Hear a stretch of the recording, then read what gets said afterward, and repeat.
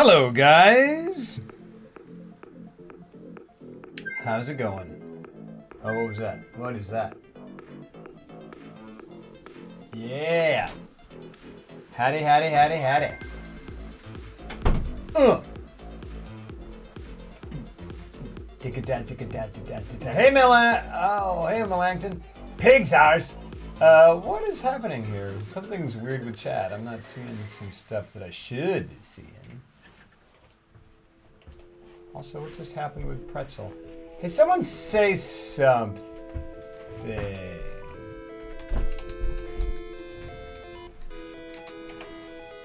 Yeah, there we go. Alright, that's working. That's working. What's up, Madeline? Is this thing on? Something. Hello. What's up, guys? You guys ready to talk heat? Heat? Heat? Heat? Hey, if there's heat around the corner, you gotta be able to... you better not have anything in your life. That's true. Ever. Ever. And also, that's an admirable quality to have. Don't fall in love with the heat either, because that's just confusing. I once dated a girl named Heat. Yeah. But then the heat was around the corner. I was like, oh, I don't know. I don't know. Which heat do I want to bone? Can I just say up front that Heat wasn't nominated for a single effing Oscar? You can say that. Sure, you can say that. Is that a true story? That's sad. Also, I can understand At least why. Sound design. Yeah. Like cinematography, maybe. Sure. Give it a couple of technical awards. Because if this is going to be it, I'm already jumping into this. Because if Dark Knight was nominated for anything, then Heat should have been. Yeah, for sure. Because that's right. Wasn't Dark Knight nominated for Best Picture? Was it? I think it was. That's someone fact check that. That's weird. That's weird. I think maybe it was. I feel like not even a Golden Globe. Oh, that's crazy. Because I've got a Golden Globe. I just love how no one gives the Golden Globes the time of day. It's not fair. And they don't even mean to. It's just like, well, it won a Golden Globe, and like no one bats an eyelash. Well, it's just kind of like, you're like, oh, the Golden... It's like it's poor man's... This is like, there's nothing wrong with the Golden Globes. I would love a Golden Globe. Sure. Absolutely. It's just the LA takedown to the Oscars Heat. That's I mean, let's be honest. That is what it is. It's the dry run. It's a truncated version of the Oscars. That's true. Hey, guys. You didn't watch it, did you? LA Takedown? I couldn't find it. I saw little bits of it. So I didn't want to go that. I didn't want to...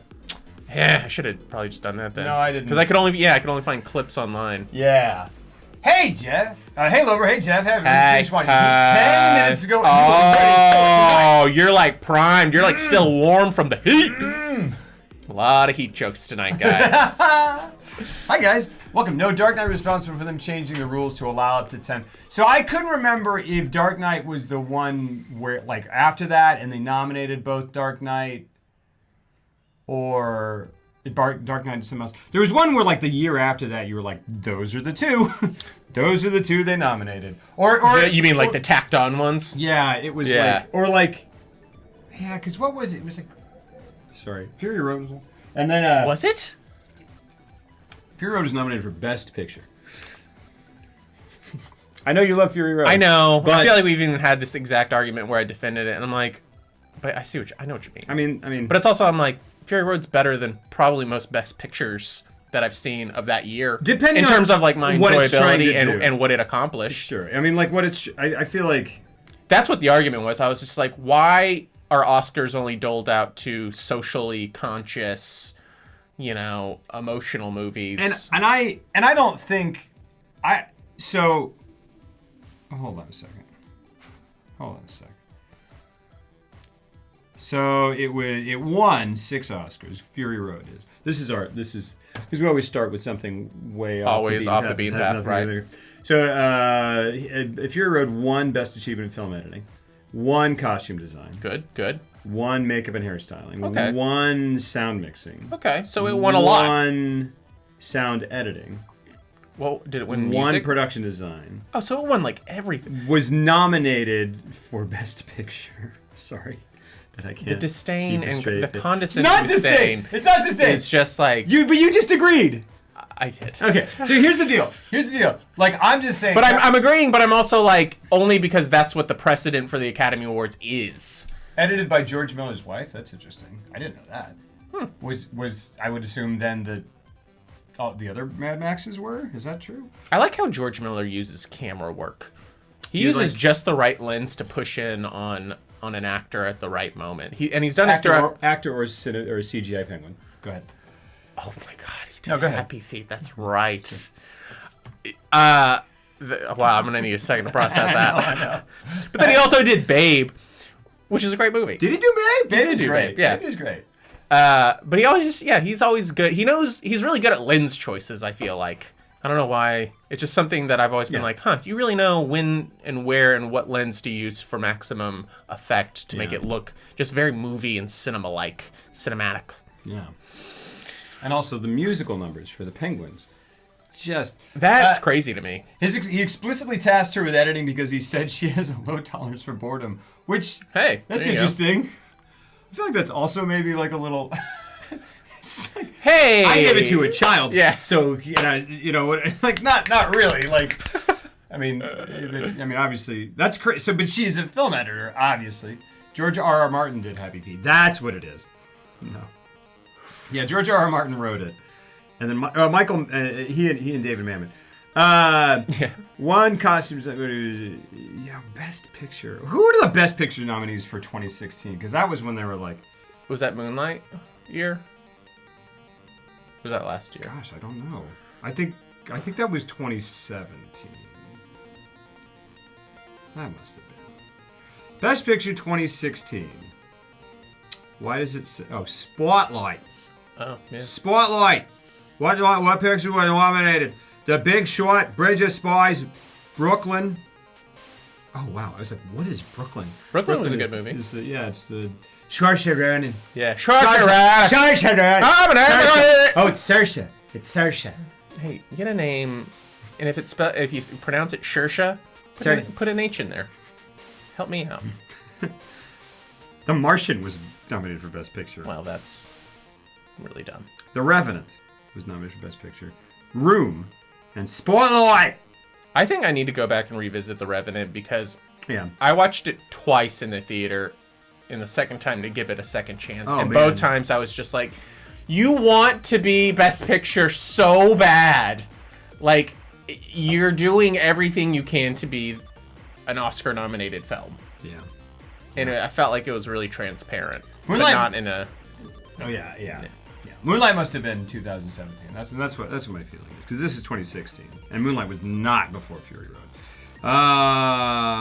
Moonlight. The Big Short. Weird. What a bunch of movies that I don't have. Any I thought connection Spotlight to. deserved to win that year. Spotlight is I thought that was a solid journalistic movie. It is. This guy. It is. I know he's just No, humoring it me. is a solid journalistic Anytime I movie. bring up Spotlight, which is a lot, he's always just like, Spotlight. yeah, sure, whatever. And then he's like, shut up. I'm not like that. Spotlight is good. It's a solid journalistic movie. You do, but that's what you do. You're like, it's good. It's good. It's good. It's good, but it's good. It's so good. I really want to change the subject. Room is very good. No, there's nothing wrong with Spotlight. There's nothing wrong with Spotlight. But that's how you start every Spotlight conversation. It's like, look, there's wrong nothing with it. wrong with it. Yeah, exactly. And then you don't even say but, because you know that a but is going to imply that you don't like it. You're just like, look, there's nothing wrong with it. It's not that I don't like it. Anyway, This is let's what talk I'm about something that's good. like pizza. I don't even have like gripes about Spotlight that make any sense. The only thing, it makes no sense. This is a thing where I know it's like the reason I didn't like it doesn't make any sense. It's not fair. It's not fair to Spotlight. It's not fair to you. It's not fair. Why to me. didn't you like it? I thought it was fine. I just the whole time this is so weird. It kept reminding me so much of All the President's Men, and it made me just want to yeah, watch I All the remember you President's saying Men. that. Yeah, That's that's like that's not a thing. It's like What is that? You know? It's like, yeah, whatever. By the way, I felt nothing watching The Revenant. I don't even remember the bear scene. Yeah, I think I've not seen The Revenant. I've not seen Room. I really want to watch it. DiCaprio is occasionally great. Revenant is not example. In your opinion. I've been met with rebuttals to that take many times. To what take? Hot take: Tom Hardy is better than Revenant. I've actually heard that. I've heard people say. Have you not seen it? I haven't seen it. Iñárritu sucks. Well, I don't know if I'd say that. I was such a fan of his, and then It's so weird. he just kept building, and then the initial gripes where people were like, he's a pretentious, twat, and I'd be like, well, as he kept going, I was just like, first of all, Mom, please, language. goodness, First of all, goodness gracious, yeah. I just couldn't argue it as much as he kept going. Tom Hardy said his voice in The Revenant was inspired by Tom Berenger in Platoon. I've not seen The Revenant, but I can only imagine that anything Tom Hardy says his voice is inspired by, he listened to through a Pringles can. I love Tom Hardy. He said, he's always just like, this voice was inspired by this through a Pringles can. And this one was inspired by this through a Pringles can. And Bane was inspired by I went through a McDonald's and their speaker comm was broken, and I was just like, well, that's that. Yeah. That's what I'm gonna do with that. Why do you have that British guy in there in McDonald's? And is he from South America? Because Bane is. That's how people talk when they're from South America. Hello! I was born in Buenos Aires, Argentina, can't you tell? I kept waiting for him to invite you into his castle. It was like, Oh, Transylvania. There's some beautiful shots in The Revenant, but that's the best part about it. Yeah. Michael Mann interviewed Iñárritu about The Revenant for the DGA. It's on YouTube. That sounds great. Of course, Mann loved it. As much as I love Mann, I think Moses' movie brilliant. The dude is deaf up his own ass as well. yeah, Tom Hardy is only in movies where part of his face is obscured. I guess so. yeah. And all of his dialogue is obscured by his face.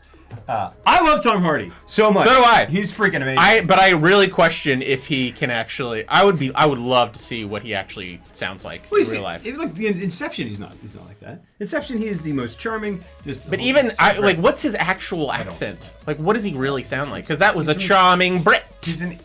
He's charming. Is he English? He's an alien trying to act like a human. Yeah, that makes sense. Tom Hardy was inspired by Woody Allen, Conor McGregor, and Redman in Venom. These people who are in no way alike. Conor McGregor? Oh, Redman? Redman? Like, as in Wu-Tang? What's up, man? I think that might be the first time Redman and Woody Allen were ever mentioned in the same sentence. And not the last. Yeah. John and boy, yeah. Tom Hardy in Peaky Blinders. That's supposed to be good. Tom Hardy needs to be a Star Wars villain. Yeah. The rapper. Yeah. Speaking of rewatching things, what are you thinking about? Just a lot of stuff. How are you? I'm good. It's been a long time. Yeah, it's been about 9 days. I guess so. Really? Is that it? Yeah. Yeah, okay. Look, I'm here, okay? I guess a lot of my... Stop calling me all the time, No. first of all. I feel like maybe life has been really compressed. And it feels like... How are you? I'm good. Because anybody who's just it's only been 9 days, life is compressed. Time is folding in on itself. Yeah. I'm fine, though. No, I'm fine. Yeah, everyone sees those colors. Wu-Tang Clan ain't nothing to F with. Why Jeff looking like a snack? Man. You know? I just wake up like this. Boom. Do you And know then what I it go to means to sleep. be a snack? Where did you hear this? You mean I'm assuming like a tasty treat? That's the phrase I use. Yeah, it's like a tasty treat. You never went, like, when you were younger, you'd go out, and Yeah. you'd be like, I'm going to go get some tasty treats. And then you picked up 4 women? Yeah, I picked up 4 women. Yeah. I'd be like, I'm going to call you Dunkaroos, and I'm going to call you... Dunkaroos! And she goes, my name is Sheila. And you go, no, like, can you do it? he's like, with you're the accent? Oreo, Do the okay. accent. Yeah. Dunkaroos, eh? Come on. Everybody loves that Dunkaroos. Yeah. And you're like, now we're having sex. I'm 10. I want a woman who looks at me the way Lobro looks at Jeff. It's fair. You know what? I tell that to my own girlfriend. I'm like, why don't you look at me the way Lobro does? Come on. Jeff out here looking like Justin Timberlake. It's fair. Fair. You've got I still don't see that. Yeah. I get that too often. No, yeah. When J.J. Abrams directed both Star Wars and Star Trek, so sharing actors wouldn't be the first time those franchises shared something. Yeah. Hey, you want to know what I watched? What's up? Watch that Michael Jackson documentary. Oh. Let's Talk about that. I want you to watch it just so we can talk about it. Okay. It was interesting. Yeah. Yeah. How do you feel? Oh, I believe those dudes. Yeah. Yeah. Oh, I'm not. I wasn't. Let me be on record. He told me. I was not saying. And he was like, No, come on. He was like, first of all, No. I haven't watched it. And second of all, those dudes are lying. It was a very thoughtful, you know what it was? It was just a very interesting look at, like, frankly, like just like child grooming. Ugh. Yeah. It was just, but you know what? The interesting thing was about it is I mean, if it's all true, it's horrific. Yeah. And also, I was just like, man, that Michael Jackson, like you feel sad for him as well. Absolutely. You know, even though if again what he did was true is monstrous. Yeah. You're also like, oh, I see where it's all absolutely. going and Because where I was wondering if they delved into his. a bit, not a lot, Yeah. but you just know from what I mean, Yeah. he was. No one should be as famous as he was at his peak ever. Right. And no one has been since then. And it's just like he was the culmination of like that type of celebrity. And also he was that famous when he was 5, Yeah, it's true. which is insane. That is insane. My old roommate's brother was invited to Neverland around that time, but he didn't go. What? That's crazy. That's Whoa. yeah. How does that? Wow. Like, Where did the kids come from? That I don't. Well, he would. I mean, he incorporated him into his shows a lot in the sense that Yeah. he would just have Yeah. like kids on like I just- dancing and stuff, and like, I genuinely think that he loved children, I get profoundly sad about like. and he really confused all it. of it. Yeah, absolutely. I just, because the thing is, like, if you listen to Michael, this is not. I'm not excusing him. No, by the way. Like, no. When I say confused, I mean like he did horrific shit, but I also think he was like, it's love. Well, I mean, I think Which is wrong, but, I think you know. anyone who hurts people in any way Yeah. is not. You know, you're not like, I'm a well-adjusted person and I'm perfectly happy with everything and I'm just going to choose, instead of not hurting people, to hurt people. Right. You do it out of some sort of pain or something. Yeah. Which doesn't make it okay and doesn't No. doesn't in no way changes the experience of the people who are hurt, and But it that's explains it, terrible. yeah. But you just kind of go, right, because people are damaged and they damage people. Yeah. Hurt people, as they say. But like, Yeah. But yeah, it is so profoundly sad because if you listen to Michael Jackson's music, I've never seen another or encountered another artist whose songs were more like uniformly about like love yourself, Yeah. love people around you, love the planet, Yeah. take care of the planet, Yeah. love humans. It's just all about Exclusively love, positive message, positive outlook. and maybe it's what he needed. I think and so. It's just, I mean, it's just. I don't There's know. really sad. Like they have like an audio recording where it's just like the only time I feel alive. It was like the kid interviewing him like on a plane ride to like Disney or wherever, and it was like this really rare recording because he never did interviews. He was like, "You can interview me," and he was like, "What do you like? Do you like performing? Do you even like it?" And he's like, "It's the only thing I like. It's the only time I feel like myself is when I'm on stage." And you're like, "Ugh, that says a lot." Definitely. Yeah. I grew up in the same neighborhood as Bobby and Whitney. Bobby Brown Whoa. and Whitney Houston. And were friends with their kids or something. And I think that's how he got invited. Interesting. I myself am victim of misdirected abuse and can say that the fact that the person who did it was hurting makes me sympathize with them, but it's in no way justified or shit. Exactly. Absolutely. Exactly. Absolutely. Yeah. Sure. Yeah. And what's weird to me is Favorites AF. is Gotcha. how people are still. I don't know. It's just it's interesting. It's very fascinating to me to see people like hardcore like blinders on defend him full stop without wanting to like. Because I mean, there's so many interviews with him like on camera being like, "Why do you sleep?" He's like, "I just sleep in bed with him." He's like, "That's all I do." He's like, "How many have you done?" He's like, "Hundreds." He's like, "But I just sleep in bed with him. We just have like we play games and we watch movies." And I'm like, that. I'm sorry though. That is weird. It's not, and it, like, you know, and they do in the documentary. They like the parents are interviewed and stuff, and you know, you're just like, why would you do that? Why would you let your kid? So it's this really interesting examination of fame and the allure of fame and how it affects people. Because I mean, seriously, no one has ever been as big Yeah. as he was, and the period they're covering is him at like his absolute apex, like 89 to 93 or whatever. Wow. And yeah. Anyways, sorry, didn't mean to go. It is a really good documentary. Like, it's very interesting and very thoughtfully made. And people are like, well, I wish they had interviewed more sides of it to get a better comprehensive picture. And I'm like, well, it's just told from these two dudes and their experience. And Have you ever seen The Little Prince from 1974? I have not. Mine's based his dancing style on Bob Fosse's character in it. Bob Fosse plays. Is it like the French? Is it an adaptation of the French book, The Little Prince, with Bob Fosse dancing in it? That's crazy. That's crazy. Who's Bob Fosse? Bob Fosse is like. I know that name. Yeah, he's like a choreographer, Broadway director. He also directed.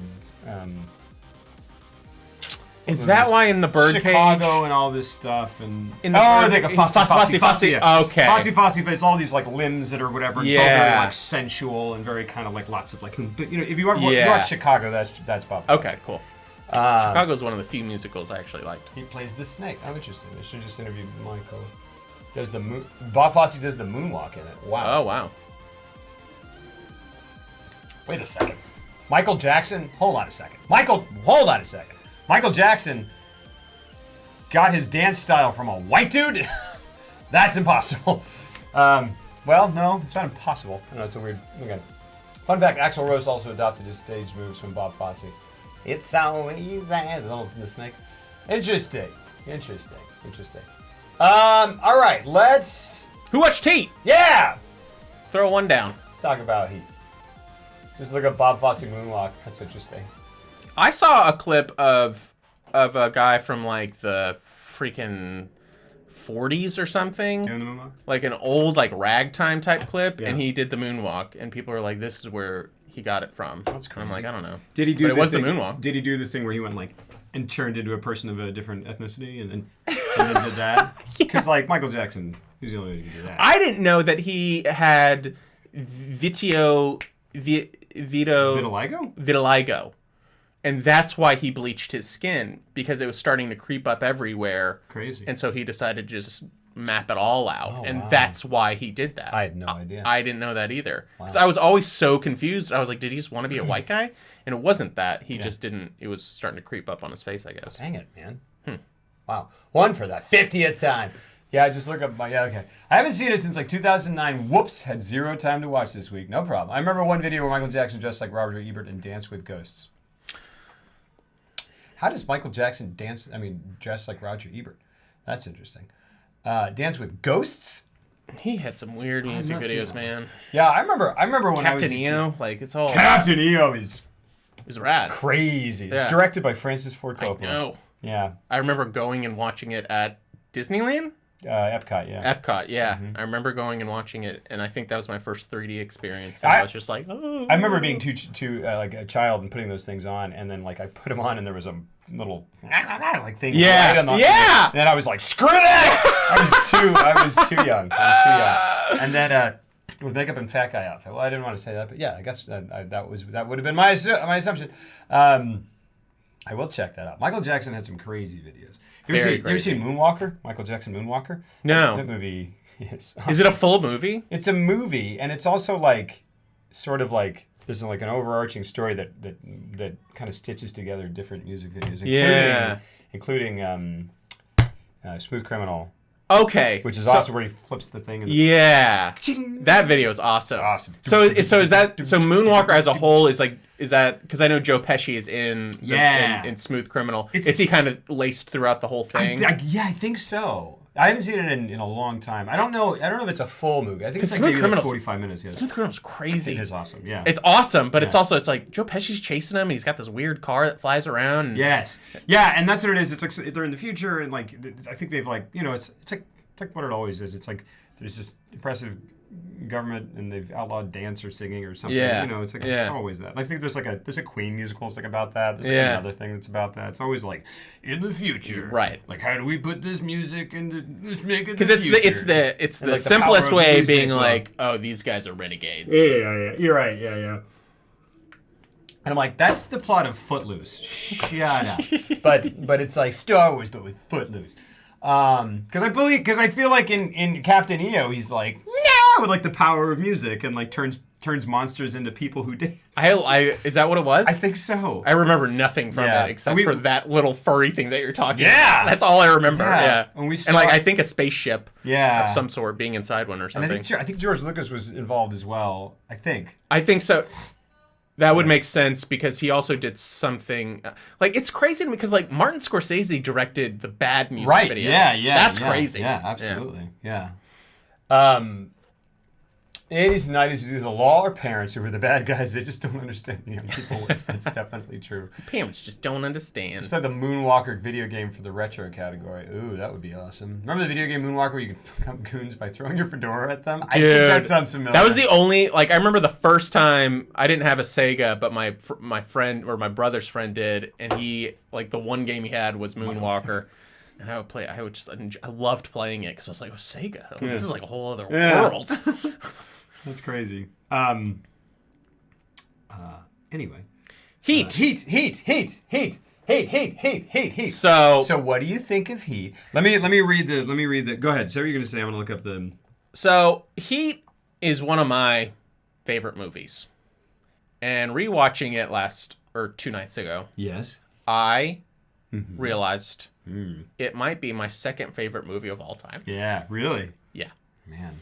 truly. Man. Because for me, it all builds to that last shot of the movie, and with that music cue, and he holds his hand, Yeah. and the look on Pacino's face, Yeah. because he's like, he did it, and it's such a complex shot of such a complex emotion because it's also, I got him, I didn't want to get him. I did want to get him. I got him. Now what am I going to do now? Because all I am is what I'm going after. Like, it's such an interesting thing, and the way he sells it with it's like, and it's also to me like one of the last, aside from Insider, which we're doing next week, one of the last great, like truly, in my opinion, truly great, memorable. He's starting to go over the top in this movie, but he still has moments of truth. He does. We'll talk about him. He does. Because he has one moment that I'm like, oh my god. Yeah. No, but he truly, there are parts of this performance that are unbelievable. Truly great. And there are he plays a character. We've talked about it, like characters who are obsessed with whatever they do for a living or a task or whatever. Is something I'm just like, I can relate with, and I can just be like, and to see it done so well, and then to see it done so well by De Niro as well, but in a completely different way. I don't know. It is such a complex movie, but within a complete genre piece. Yes. To me, it is a genre movie. It is, absolutely. And I think it defined this particular genre, the heist film. I don't think it's ever been done better, in my opinion. Before or since, and I think it's long, and I think it's sprawling, and I think it goes off in tangents in weird ways, and there are some issues I have with it, mainly Natalie Portman's part, but interesting. I think you said that last week, and that's interesting. But it all ties together. Like, even her part comes together and works together to bring the marriage thing back into the foreground, and I don't know, like, and the music is so wonderfully selected and utilized. Great music. Absolutely. And the the shootout is bar none like one of the most impressive things I've ever seen. It's true. And it really hits me on an emotional level. And there's something about, and this is why I love Jean-Pierre Melville movies. It's just dudes doing their jobs very efficiently and to the best of their ability, and then it wrecking their personal lives in the process usually. And I consider that a genre unto itself, and I think this is at the apex of like that genre. I mean, I think hold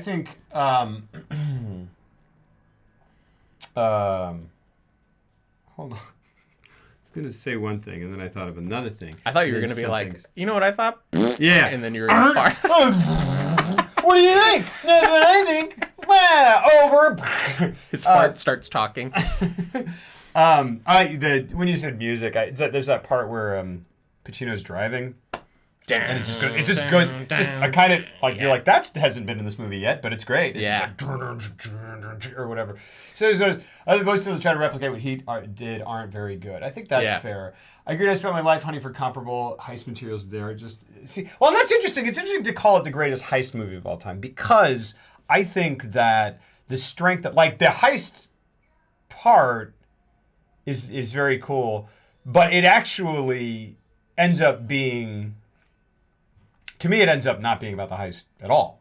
I mean, in essence, it is about the heist, but it's like, it's all about the fallout from the heist, but it's also... Well, it's about the lives It's of about the guys. these two people, Yeah, right. I think if you're talking about strictly heist movies, like where the actual mechanics of the heist are the central piece of the movie, I think there are plenty of movies that do it, but they're going for something else. Like I agree. would even say Yeah. like Ocean's 11 is Yes. great. Thief, I think, is more Yes. heisty. Is more like the heist is the thing. I think for me, it's because they spend 2.5 hours before and after delving into all these, giving even the driver that they pick up last minute, he gets his whole arc. He's so great. He gets his own arc. That's the Allstate guy. He is. It is. It's Pedro Serrano. And he's fantastic in this. so good. When he tells his lady, he's like, "Why are you with me?"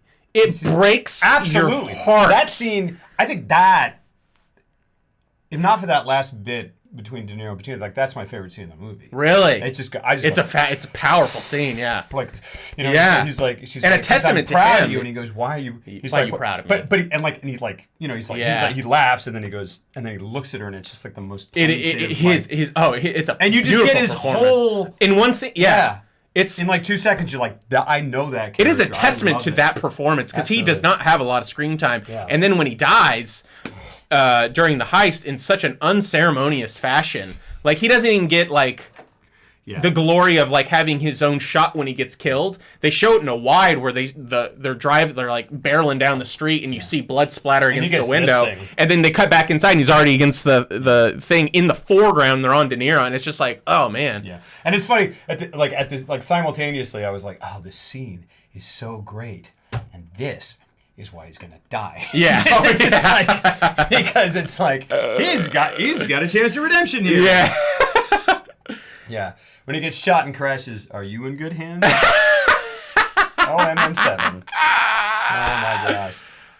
It ends up to the worst effed up heist of all time. Well, honestly, what's interesting about the heist in this movie is that in most other movies, and like, I feel like you're disagreeing, but I feel like the heist in this movie, more than other movies, is.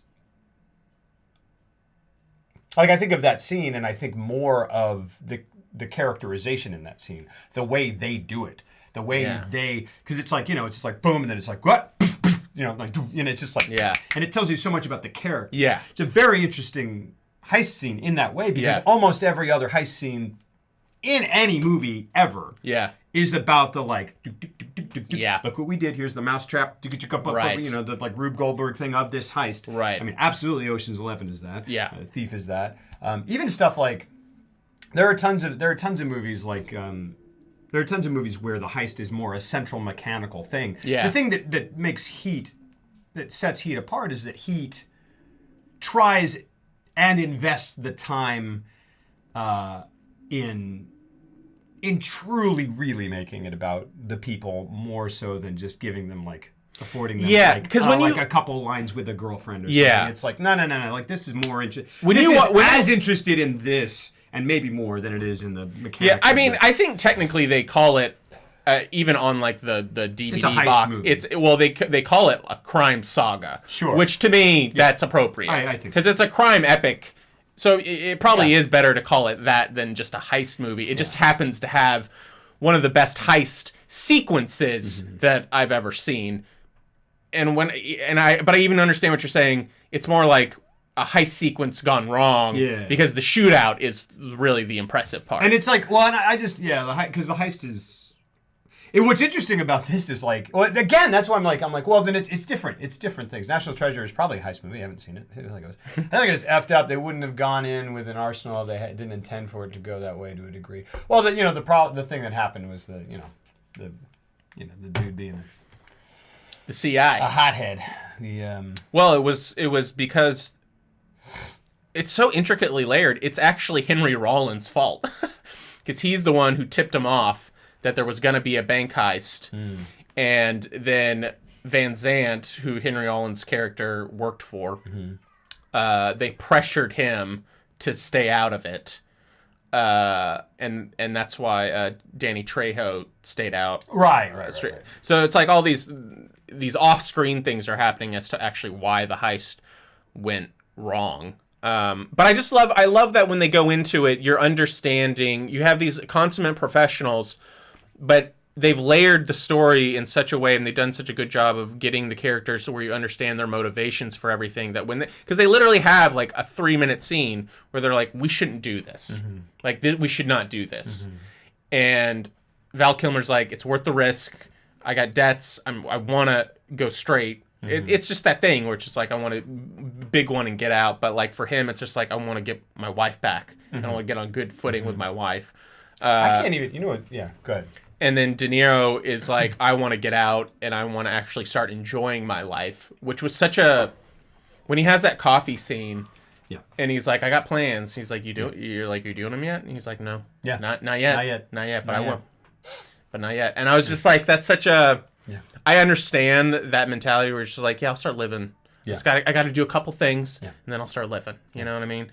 And I just felt like they just layered everything so perfectly. So when you go into that scene, I don't know. It's just like there's such an emotional pull that you don't get from an Ocean's 11 or anything like that. Of course. You know what I mean? And that's what I'm not. No. Yeah, but I'm saying that's part of what I'm saying is that you feel the desperation when all of a sudden they're in a shootout. That like yes, you desperately want them to get out, even though you know they're bank robbers. Yeah, and you're terrified that one of them is gonna die. Yeah. Whereas in Ocean's 11, you're like, no one's gonna. Yeah, die. right. It's fine. Pop up, come here, Pop up. Okay. But it's also interesting and just so, I mean, it's just a badass moment when Val Kilmer's walking out and he's got a smile on his face. He's like, we did it. And then the second he doesn't hesitate at all. Yeah. And he just sees them, like the car passes and he sees the two guys, and without quite, like, I think Val Kilmer as an actor is a total dickhead. But like, this is one of those things where I think it's a good performance. It doesn't require a lot of him necessarily, but he is so cool in this movie. And the way that he is in that shootout, he is so fast. Well, he is fast. And surely you read or whatever. Yeah, it's awesome. How was it the Navy Marines, SEAls the or Marines. the Marines? They're just like they used it as a training. What was it? Training. Well, like the way he reloads, whatever, and also they use that heist as like a retreat, like a shoot and retreat kind of like they use it as a training video, as like a tactical. This is what you should do. And then someone, so it's actors doing it. Yeah. That's crazy. And it said Kilmer's really happy. Someone actually on Twitter or something was like, I saw like they used this when because like there's that moment when he's shooting and then he shoots the other way and then he runs out of bullets and he goes down, he puts another clip in, he reloads and he starts shooting again, and he does it in like 5 seconds. And it's so impressive. You know, Val Kilmer movie you like The Saint. We talked about The Saint the other day. I have not seen all of The Saint. I've only seen the part where he is freezing and then has to warm his face in Elizabeth Shue's chest. I mean, no. We've talked about The Saint. The Saint's a cool movie. It is cool. And it's a 90s Cold War movie that like no one remembers, but that movie, he had a gadget in that like a sneaking suit thing, and I was just like, that's cool. Like, oh, hello, I am this person. This person. Now I'm this person. I want to watch it again because I'm sure it's terrible. I remember seeing it, and people were like, oh, The Saint's rad. And I was like, okay. He's like in different disguises all the time, and one of them was like a painter with like, he just looked like Jim Morrison. He was just like, and he's just doing things that like don't make any sense. Like people who draw more, like he is Jim Morrison. Well, it was because that's not going to make you blend in, man. But he didn't care. Val Kilmer was like, because I've read up on The Saint because that's what I do with my spare time. Nice. I think they had like 3 characters for him to be in the movie, and he was like, "I'll do this movie, but it's got to be like 10." Yeah, right, exactly. And they're like, "Okay." Top Secret. Top Secret is great. I freaking love Val Kilmer. The dead look he constantly has. Absolutely. Still looking bad. Yeah. I mean, like he just is total. I mean, he's just all. Yeah. It's his version of all business. Man. Yeah. He's just like whatever. He played Morrison before, so he didn't have to practice that one right. Yeah. Right. Yeah. So let me. So okay. Well, before Okay.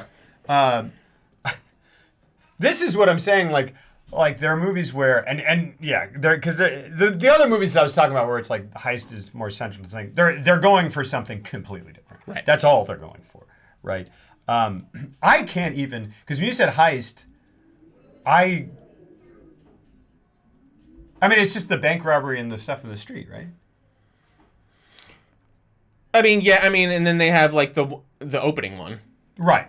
which is equally amazing. Yeah, just that's I like so bad. I think that one's amazing because you just go, oh, that's how you just Yeah. and then they use It's such an amazing opening It scene. is Like it is beautiful. so beautifully and so it's just the efficiency of it's just so great. I even love the talking one where about they didn't do it. Yeah. And that poor Yeah, bastard leans yeah. against the inside of the U-Haul and ruins it for him. That whole sequence is so amazing. That to part me. is and when it cuts between Pacino's Yes. face and De Niro's face. Yes. Like in the thermal, and then it go back to him, and it's real. And it's real, and it's just like they're sitting Boom. right across Yeah. from each other. It's really It's brilliant. so great. That made me like, as we were watching, I went like, oh, Yeah. that's cool, and it's just foreshadowing. Of the thing. Yeah. But it's so great, and that part is great, and these goes boom, and then so great. And there's you're so right. many moments where like at towards the end when they're running through the airport, like outside on the tarmac. Yeah. And this is where Michael Mann, he just does things in such a unique way. Like when they first get on the tarmac and they show De Niro run the length of it, and then they cut to Pacino and he runs the length of it, and it's just like a mid shot on their face, and they just track with them the entire time, and there's no music, and it's just quiet, and it's just footsteps and then panting and just like the night air, and you can hear all of it, and it's just. And it's effective because of how much where he uses music and other places Yes. too, and he just goes boom. And then he's just like, we're not going to use any music here, and it makes it he can capture L.A. Yeah. And he's known for that, but like this was the movie where he's like, oh, he really captured the ambiance of L.A. And he continued to do it in Miami Vice and Collateral, and he just kept and one of his main reasons for going to digital later on was just like nothing can shoot L.A. at night, Right. but digital cameras. Right, like film just can't capture it. Yeah. He's like, there's a weird way, and he talks about it in a scientific way. There's like the phosphorus from the accumulation of the clouds, like the light from L.A. bounces off of it, where night sky is actually glowing in a weird way, and there's just no film camera that can capture that. Gosh, that is Collateral to a T. To a really. T, yeah. And And I mean, it's also because you want to be able to shoot in low light, right? Or is that Right. Yeah, and just capture. Because he just further and further pushes himself to where he doesn't, and this is something I actually agree with completely, he doesn't like using film lights. I think he found digital very freeing because he was like, I'm looking for a more documentary look in the first place. And Miami Vice is like kind of the apex of that, where people are like, it's kind of ugly. And I'm like, yeah, but it's ugly in a beautiful way. Yeah, sure. But then you apply that same aesthetic to like Public Enemies, and it's a period thing, and then it kind of falls apart. That's one that I would be fascinated to watch, and we should. Yeah, I would like to do that in our second man plow through. That would be interesting. But tell me, do you have any other thoughts before you want to go into your overall opinion of it? I mean, I have a lot of thoughts, but it's great. I mean, like it really is. Like I remember watching it when I was 17 or 16 or whatever, I was a teenager, and I was kind of like, okay, and I was like, this is supposed to be awesome, and I was like, and it didn't grab me really. I was watching it on a TV in an apartment with a friend of mine, and like I think we were supposed to go somewhere. So I don't know. It was. I don't know. I don't know if it was. I don't know. It didn't quite hit me. Mm-hmm. And I was like, okay. I mean, it's cool looking. It's cool, whatever. And I just was like, but I didn't remember any of it. Mm-hmm. I went back and watched it, and for a while, I definitely have issues with it. Mm-hmm. But yeah, by the end of it, I mean, once you hit the second half of it and things are whatever, I mean, you're there with them, and then that last bit, and then that last scene, is fantastic. I mean and it's interesting what you said, where you were talking about Pacino on that last scene, because for me, I'm just like dialed into De Niro. Yeah. and it is just one of the most heartbreakingly lonely things in the world for me that because he's got no one except the guy who just killed him. Yeah. That is the only person at his deathbed. Oh, truly. I mean, it's I'm right there with you because Yeah, when you show because like they shoot it this way, and the way his hand comes up and they reveal his hand, and you're like, oh, I know. Your It's so vulnerable your and discipline that you prided yourself on Yeah. is what made you alone in the end, because you literally said, you know, don't put anything in your life that you can't walk away from 30 seconds And then flat. he just is like, I want some sort And I of want human something, connection. because you had it, and you let. There's so many amazing things where it's just so subtly played, because like he's out, like when they go through that tunnel, and it just blinding white light. Mm-hmm. It's after he gets off the phone with John Voight, and he's like, "You're good to go." Yeah, he's like, "Your new set, you got your new out is set up," and he's like, and he puts up the phone. They go through this brilliant tunnel of white light that's overexposed, and it's just bathing them, and it's like, this is it. You're at the end, and it's such a poetic moment, and they go and they just linger on it in silence, and then the second he gets out of the tunnel, they're on his face and he's smiling, and then his smile kind of goes away, and then he does a hard turn and he gets off, and it's like, you had it, you were out. And then, but you couldn't let it go because you couldn't let that one last, you couldn't let Waingro go, and you ruined it. You ruined your chances. And it's great. It's a great, because and she's like, what's wrong? And he's like, no, nothing. Yeah. It's good. I'm good. Mm-hmm. It's something, but whatever. And then and they linger there, and you're just like, it's gonna go bad. No way, man. Yeah. That dude is turning around. Yeah. And you know it because you felt that about things. You've been there, and you're like, Yeah. And also, as an audience member, you're like, go get Waingro. Yeah. Screw that guy. Yeah. Oh, goodness gracious.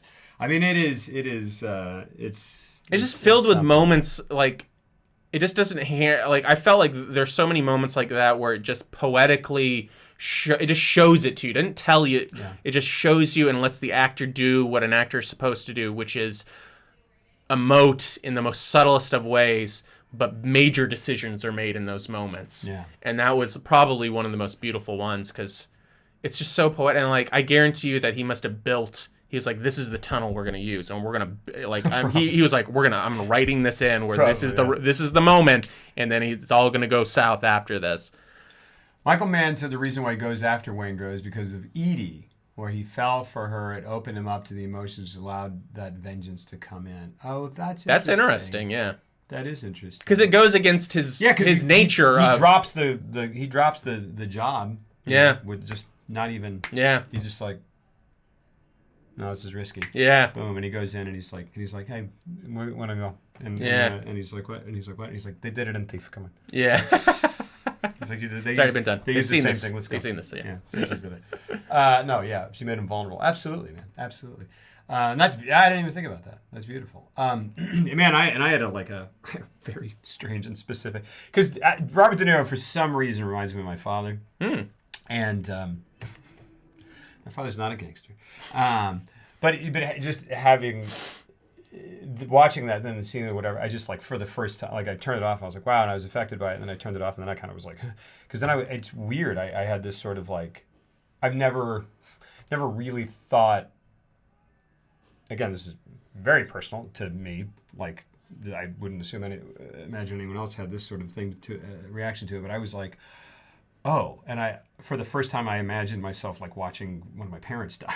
Yeah. And I was like, gosh. Yeah. And like just the loneliness and sadness of that. I mean, from the perspective of the person. Oh. I mean, yeah. And that, so it hit me, and then it like hit me. Yeah. And I was like, well, that was unintended, probably, right. But like, all right, that's interesting. So yeah, it was a very, I don't know. And he, what's interesting is, and I'm very much the same way. So I thought I was like, oh, cool. I do it the same way Michael Mann does. He was like, because he had like a LA Takedown version of the film. Right. And he was like, it was even longer. It was 180 pages to begin with. I whittled it down to the LA Takedown thing. And then when I went back knowing I was going to make it into a film 7 years later, I like tore it apart and then rebuilt it. But when I tore it apart, the first image I had was the final shot of the film. Of a cop who's been chasing a robber the entire time, holding his hand as he's dying. And And he was like, and that was the final shot. And then I worked. And I took the story. I had and that thought too. Sorry, he was like, I took the story, Yeah. that what it was, and I ripped it apart, and then I went through beat by beat of what I had, and then constructed in a way to get to that final image. That's so funny because I was thinking about it 2 nights ago. I was watching it. And I was like, yeah, and I was like, I bet he started with that. Yeah. I bet he started with that and worked backward. And how boy- do I make that interesting? Because when you know Like, what how do that they final get to that shot is going to position? be, Absolutely. and you can work backward, it is the best way of writing because you can just, you're confident that you're like, if that works on its own, and if I can just put 2 hours in front of that even makes that even more powerful with backstory and complicated relationships and what have you. If I can build to just that powerful thing that's already powerful on its own, I'm gonna be golden. Yeah. And the things I've always been most proud of are the things where I had that the very final image first. I know which one you're talking about. Yeah, It's right. it's a heat like not Yeah. yeah like delivery head kind of like that. Yeah. Yeah, absolutely. Yeah. Yeah, absolutely. That's great.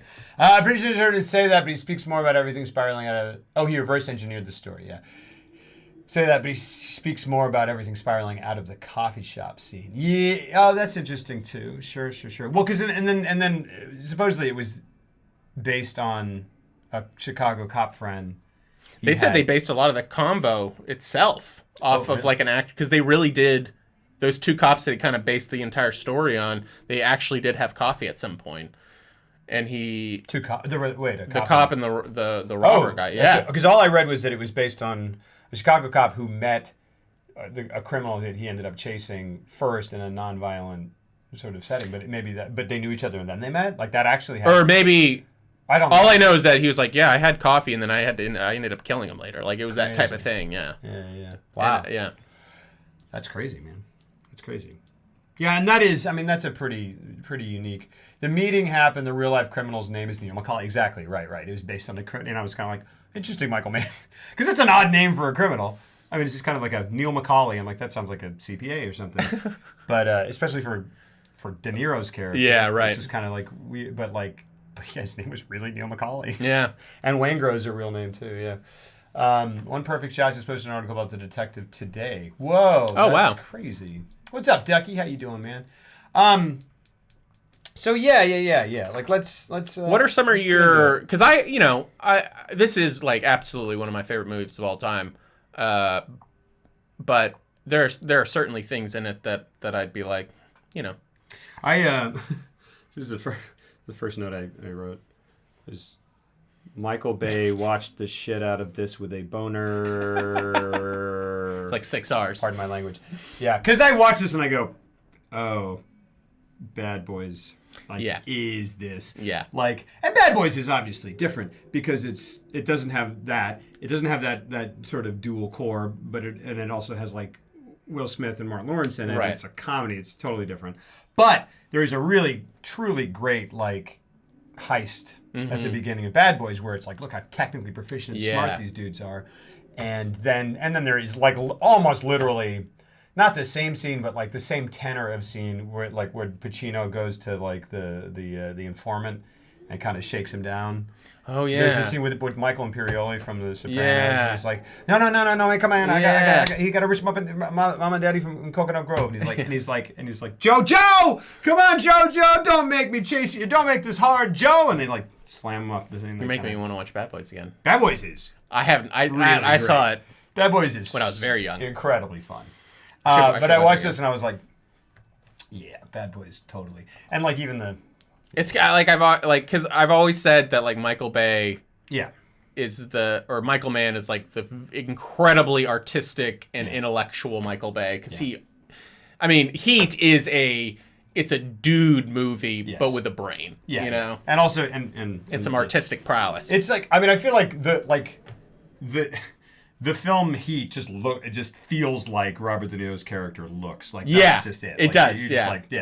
And then Heat smells it smells like cologne. It smells like Brute. It smells like Brute. Yeah. And then Michael Bay's movies smell like cologne. It's like some cocaine in there. Yeah. Like no, I don't know. I don't know what's going on. Like he Carnoir. He does, there you go. Yeah, he does are incredibly masculine. That's what I'll do. I'm good. I'm good. Good. Great and good. Just a little hungry and tired. How are you, Lobro? How are you, El Jefe? What's Jeff up? totally sounds like a mob boss like that. Yeah. I'm doing good, man. We're talking some heat. I like Michael Bay movies are, well, to a certain point, there are a certain number of movies that I think of when I think of Michael Bay, and it's like The Rock, Armageddon, and Bad Boys. Yeah, I don't. I really when he went haven't into Transformers Land, I was like, that's a different Michael Bay. Yeah. I like when he does original stuff. Yeah. That's not transform or franchise related. You know, I mean, Bad Boys 2 is freaking crazy, but I have not enjoy seen it. that, yeah.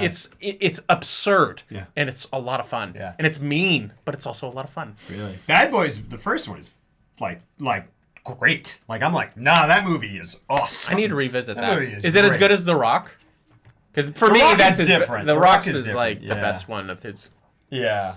I'm a sucker for Armageddon. Me too. The Rock is cool. The Rock is super Rock is cool. badass, yeah. Michael Biehn.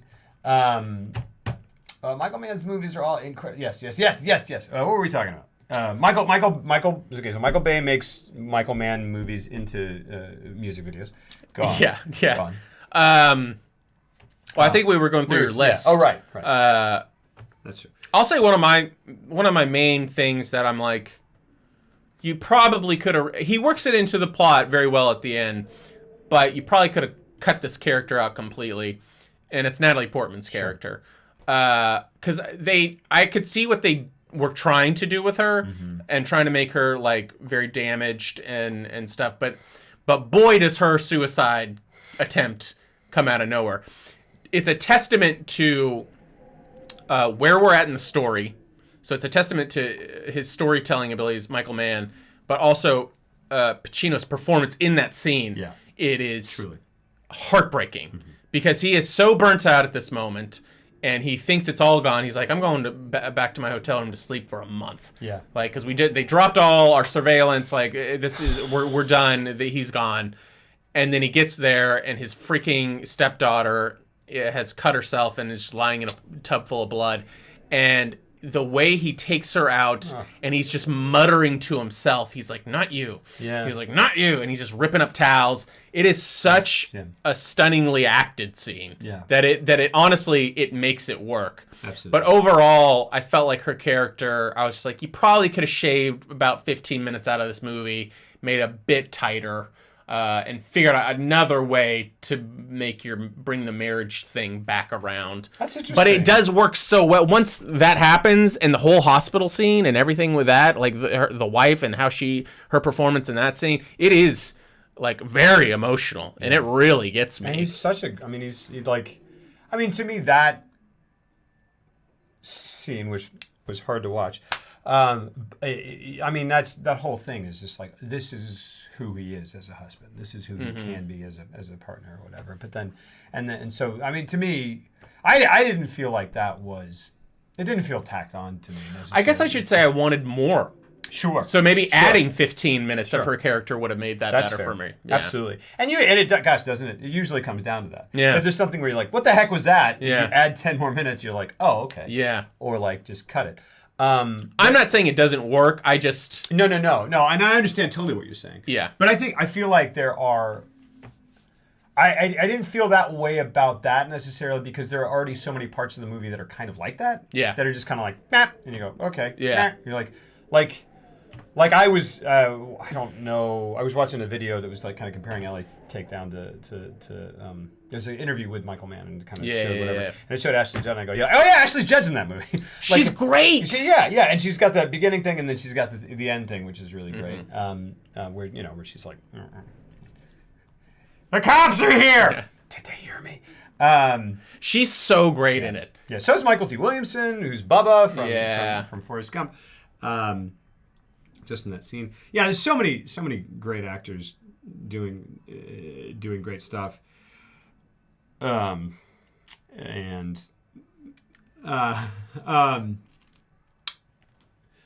and then What's your least favorite part of the movie? there are a couple.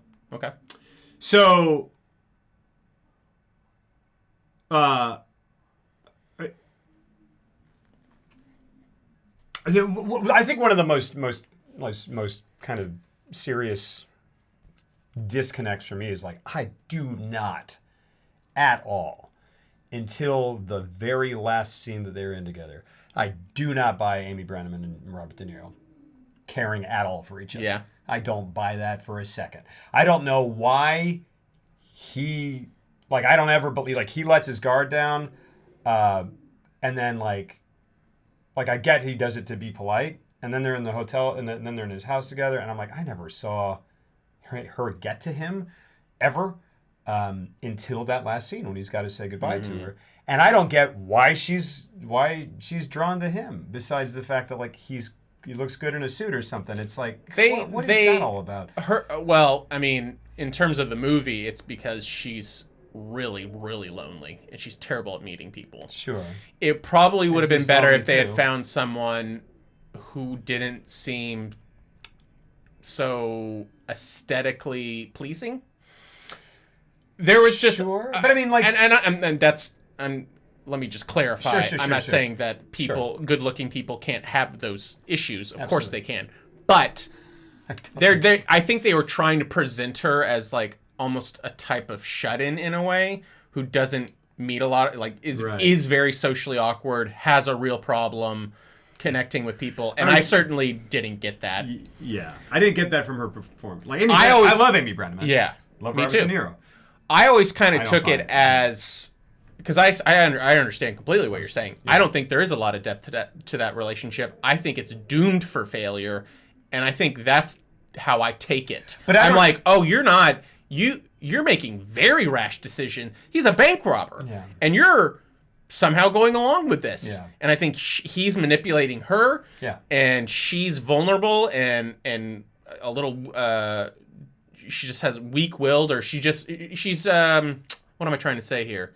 She's just looking for that. Sure. And I'm like, this is an abusive relationship that's only going to go wrong the further. It's doomed. I mean, it's doomed. Here's the thing: and I honestly feel like it's down to the directing or the performances or the writing, because it's like on paper, if you told me, he goes and he doesn't want to get involved. He has that line about 30 seconds flat or whatever, and then he meets a girl who works at a bookstore, and she's seen him in there before. And then he's warned. The first crack in the whatever is that he realizes he's been rude, and then he kind of opens up that way. And I go, cool. I need something that shows me after that moment what draws them to each other. And I don't see it ever. And but if you told me. If you just kind of were set that up, I'd be like, all right, cool. That'll happen in the writing or the performances. It doesn't. They're not. I think it does, because they have the scene right after the coffee scene where they're having drinks, but they're both talking about how lonely they are. Sure. So to me, it's two mismatched people. This is why I think it's a doomed relationship, because they're just both incredibly lonely, and they don't know how to work in a real relationship. And so she's making poor decisions. He's making rash decisions. Why would he think, when he comes and gets her, after the bank robbery has gone totally wrong, and she's like, was that you on the TV? He's like, yeah, get your stuff. Let's go. And he's having a glass of water at the sink. What do you, you're totally disconnected from how a human being's supposed to respond to that. Yeah. And I think that's intentional. Sure. I get that. I just don't I didn't. I'm telling you, the only part of that movie.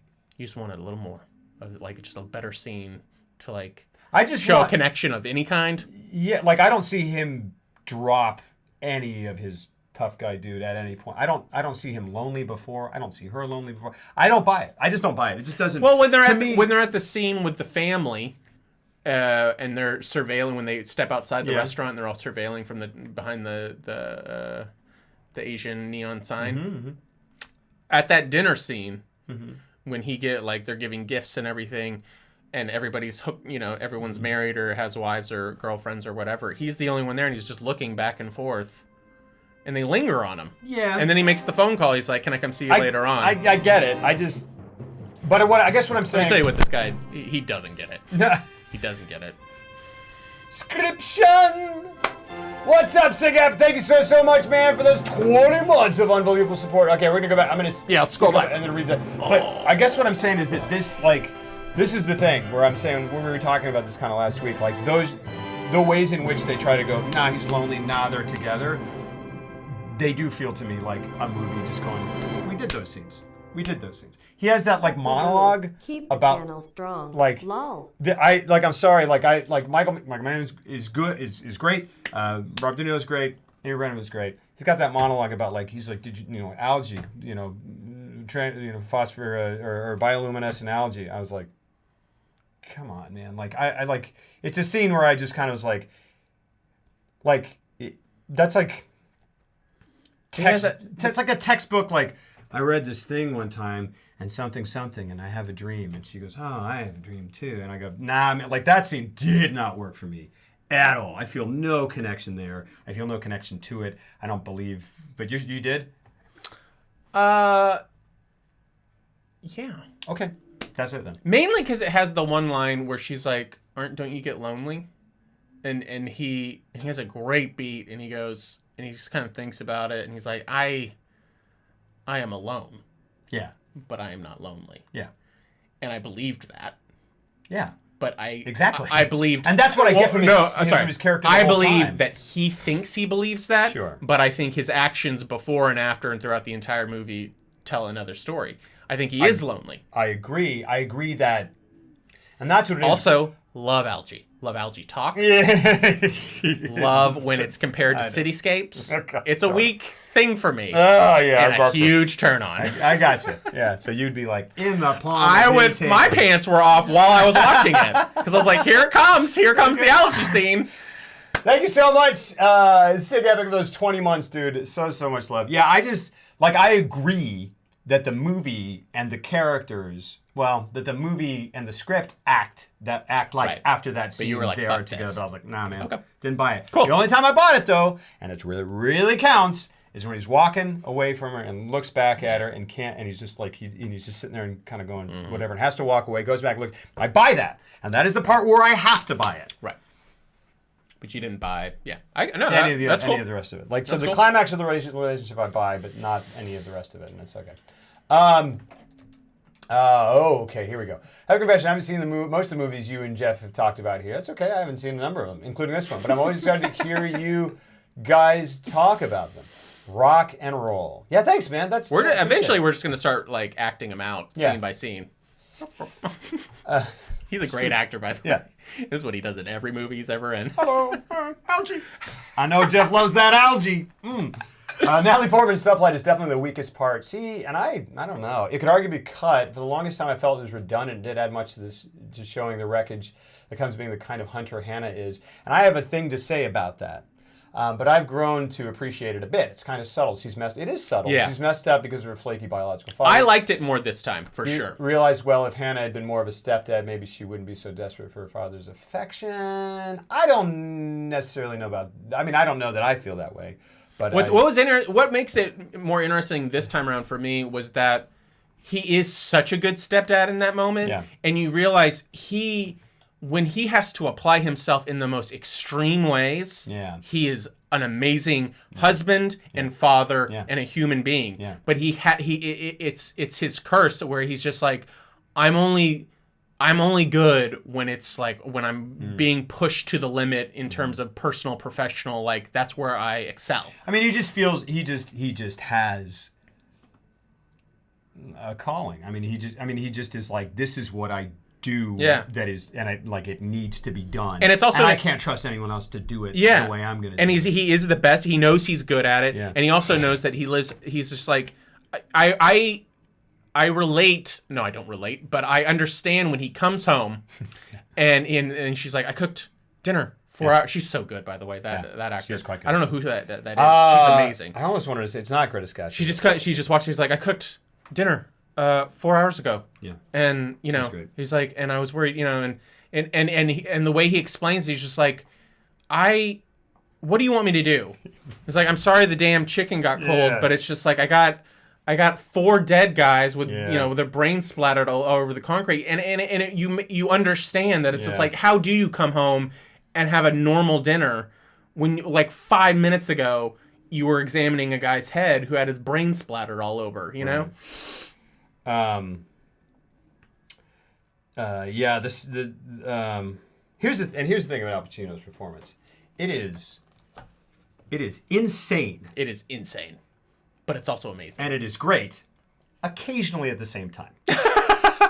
Like, show me what you got. Here's the deal. Like, let's be up, because that scene you're talking about. Yeah, the Hank Azaria scene. Oh, that scene. But even that scene that you're talking about. With There's the a wife, multiple. So which one are you? Which one did you? The scene you just where she's like I cooked 4 hours ago, yeah. and he goes. What's your name? Hold on a second. What's your name? Oh, by the way, we're like an hour in, and you haven't broken out a Pacino impression, Here it and comes. we're gonna. Here Here it it comes. comes. What's your name? I can't even remember what her name is. Dang it. Charlene. He's like, that's a good. It's good. This is good. This is all Classic gonna go well. Pacino. This is all gonna go well. He goes. Well, Charlene, maybe, because I got 2 guys on the sidewalk with their brains everywhere, and so maybe I'm sorry the fucking chicken got burned. I loved how he delivered that line. It's great. Because he's just like, he's just like, I'm sorry, and then he just kind of just sadly puts it down. Chicken, The whatever. Chicken. And it's just like, and you go like, I mean, like, it is communicative, and I get what he's doing, but he's doing Pacino. Like, he's Pacinoing the shit out of it. I mean, goodness, great. Like, he just, like, goodness. I'd be curious to know what movie, is this the first movie where it's like, we're now in this era? We're definitely there. But, I mean, is this the announcement of this Pacino, or has he already done, I guess, think Sin of the Woman? Sin of a Woman, I think. Okay. Is like... Which is that, 93 or? Yeah, 92. 92. It's one of the earlier ones that I'm like, it's definitely there. Yeah. I wonder, and I would love to do this. We should just like devote an entire week and like go like, it's one of these movies. I wonder how much Dick Tracy had to do with it. Because he went into What year Dick was that? Was Tracy- that 91? 90. 90, yeah, you're right, it is 90. And he is literally playing a cartoon Yeah. character. He's like, I like And this. yeah. I mean, it's like, and someone said, I don't know. Someone said, and this is not fair to speculate, but someone said he was doing a lot of drugs at the time. I know. Wait, Dick Tracy? Pacino. Oh, Heat. Well, I know he said in an interview that his character, even though it wasn't seen on screen, was doing a lot of cocaine.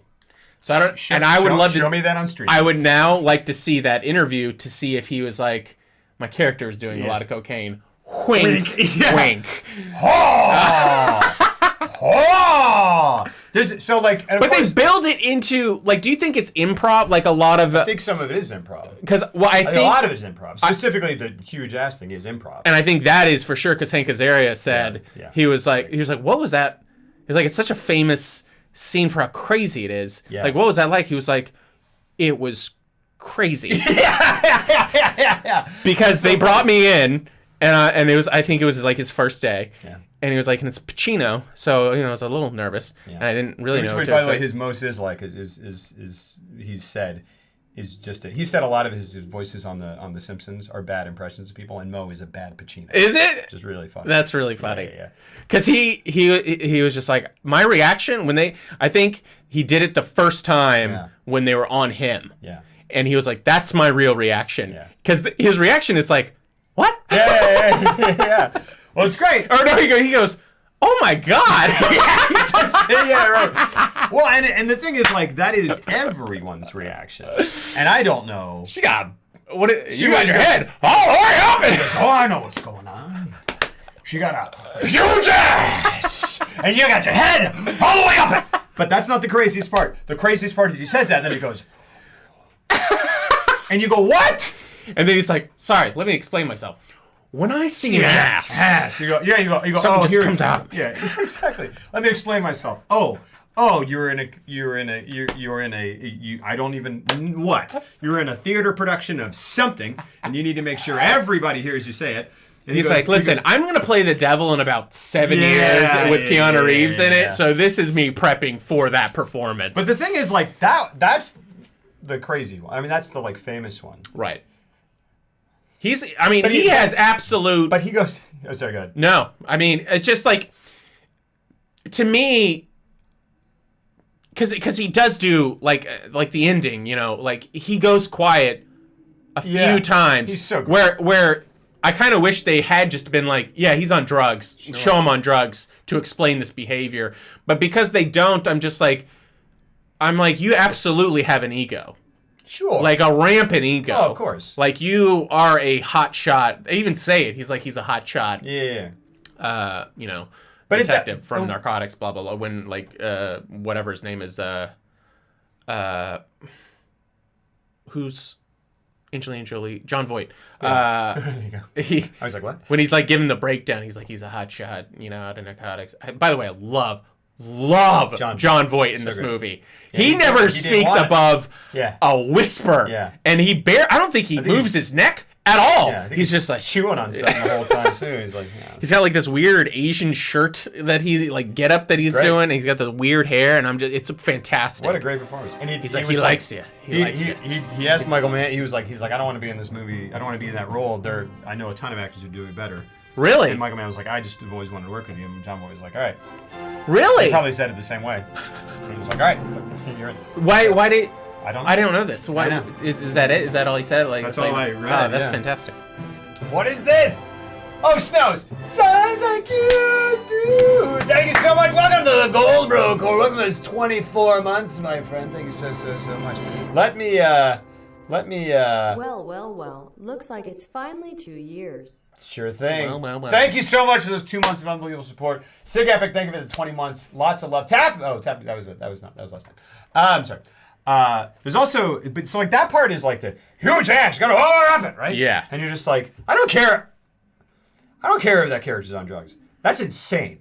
Like, you gotta show him doing drugs, and then you gotta show him like sweating right before he walks like this close. Yeah. With like sweat pouring down his face before he goes into, because that otherwise I go, that's ridiculous. Move on to the next line. I cannot process that. Because the other thing is when he goes to question the informant guy.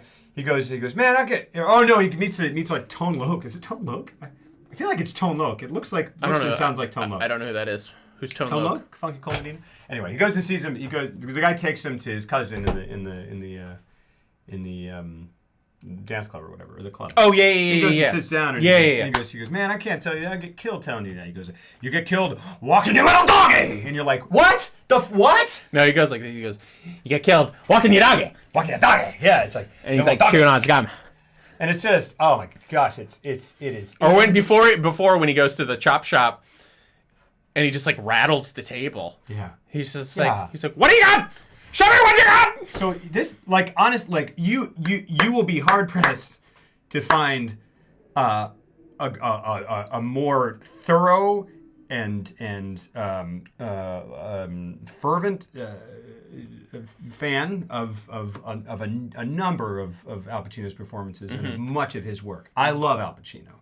70s Al Pacino might be my favorite actor. Yeah. Dustin Hoffman, whatever. One of those, like, they're both, goodness gracious. Parts of this movie, parts of Heat, feel to me like an actor going, and I'll kind of do that, right? And then you go, yeah, okay, cool, let's really shoot it. Yeah.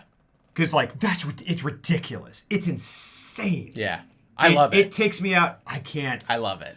Okay. I understand what you're saying. I love it. But I do understand, like I just cease to believe the film. I just have to go, anywhere else. Yeah. Anywhere else. Go, move on. Yeah. Okay, cool. And then he is, again, but it's unbelievably riveting and perfect and just beautiful in this film. That's why I'm like, where do you think that's coming from? I don't know. Because it's a choice. It is. And it's like a deliberate thing. But that choice to me makes no sense with the character. That character is driven. He has an ego, but he doesn't show it really, besides the parts where he talks like a crazy person, which you would be like, well, that's where he shows it. But I'm like, he doesn't. When he does do it. Not if you break it down, flamboyant. but if you break it down, he's doing it in front of perps that he's trying to shake down. And he's trying to seem crazy. I mean, I guess he does it in front of the chop shop guy. He does it at the nightclub. He does it in front of Hank Azaria. Yeah. That's fair. So That's if fair. it- So maybe it's like, but like that's the same thing where you go like, oh well, Christian Bale's Batman voice sounds insane because she's trying to do it when he scares criminals. Right. And you go like, okay, it's still ridiculous. yeah. It's still insane. Less insane than this because he's not in a costume. I get it if he's trying to be like, I'm unhinged. But Like, yeah. even if he was like, Because he does do I just it, need like- a second, like before they walk in, he goes like, watch this or something, like where he's like, I'm gonna like really Yeah. or something, like because otherwise I just go, why? Okay, I just can't believe your character. I think the first time he does it is at the chop shop. Yeah, And it's interesting and why I like it in the chop shop is because of how he ends that scene. Yeah. Because he goes big. He goes way big. He's like, give me all you got. Give me all you got. Oh yeah. And then he's shaking the table, and then he Yeah, gets yeah, up.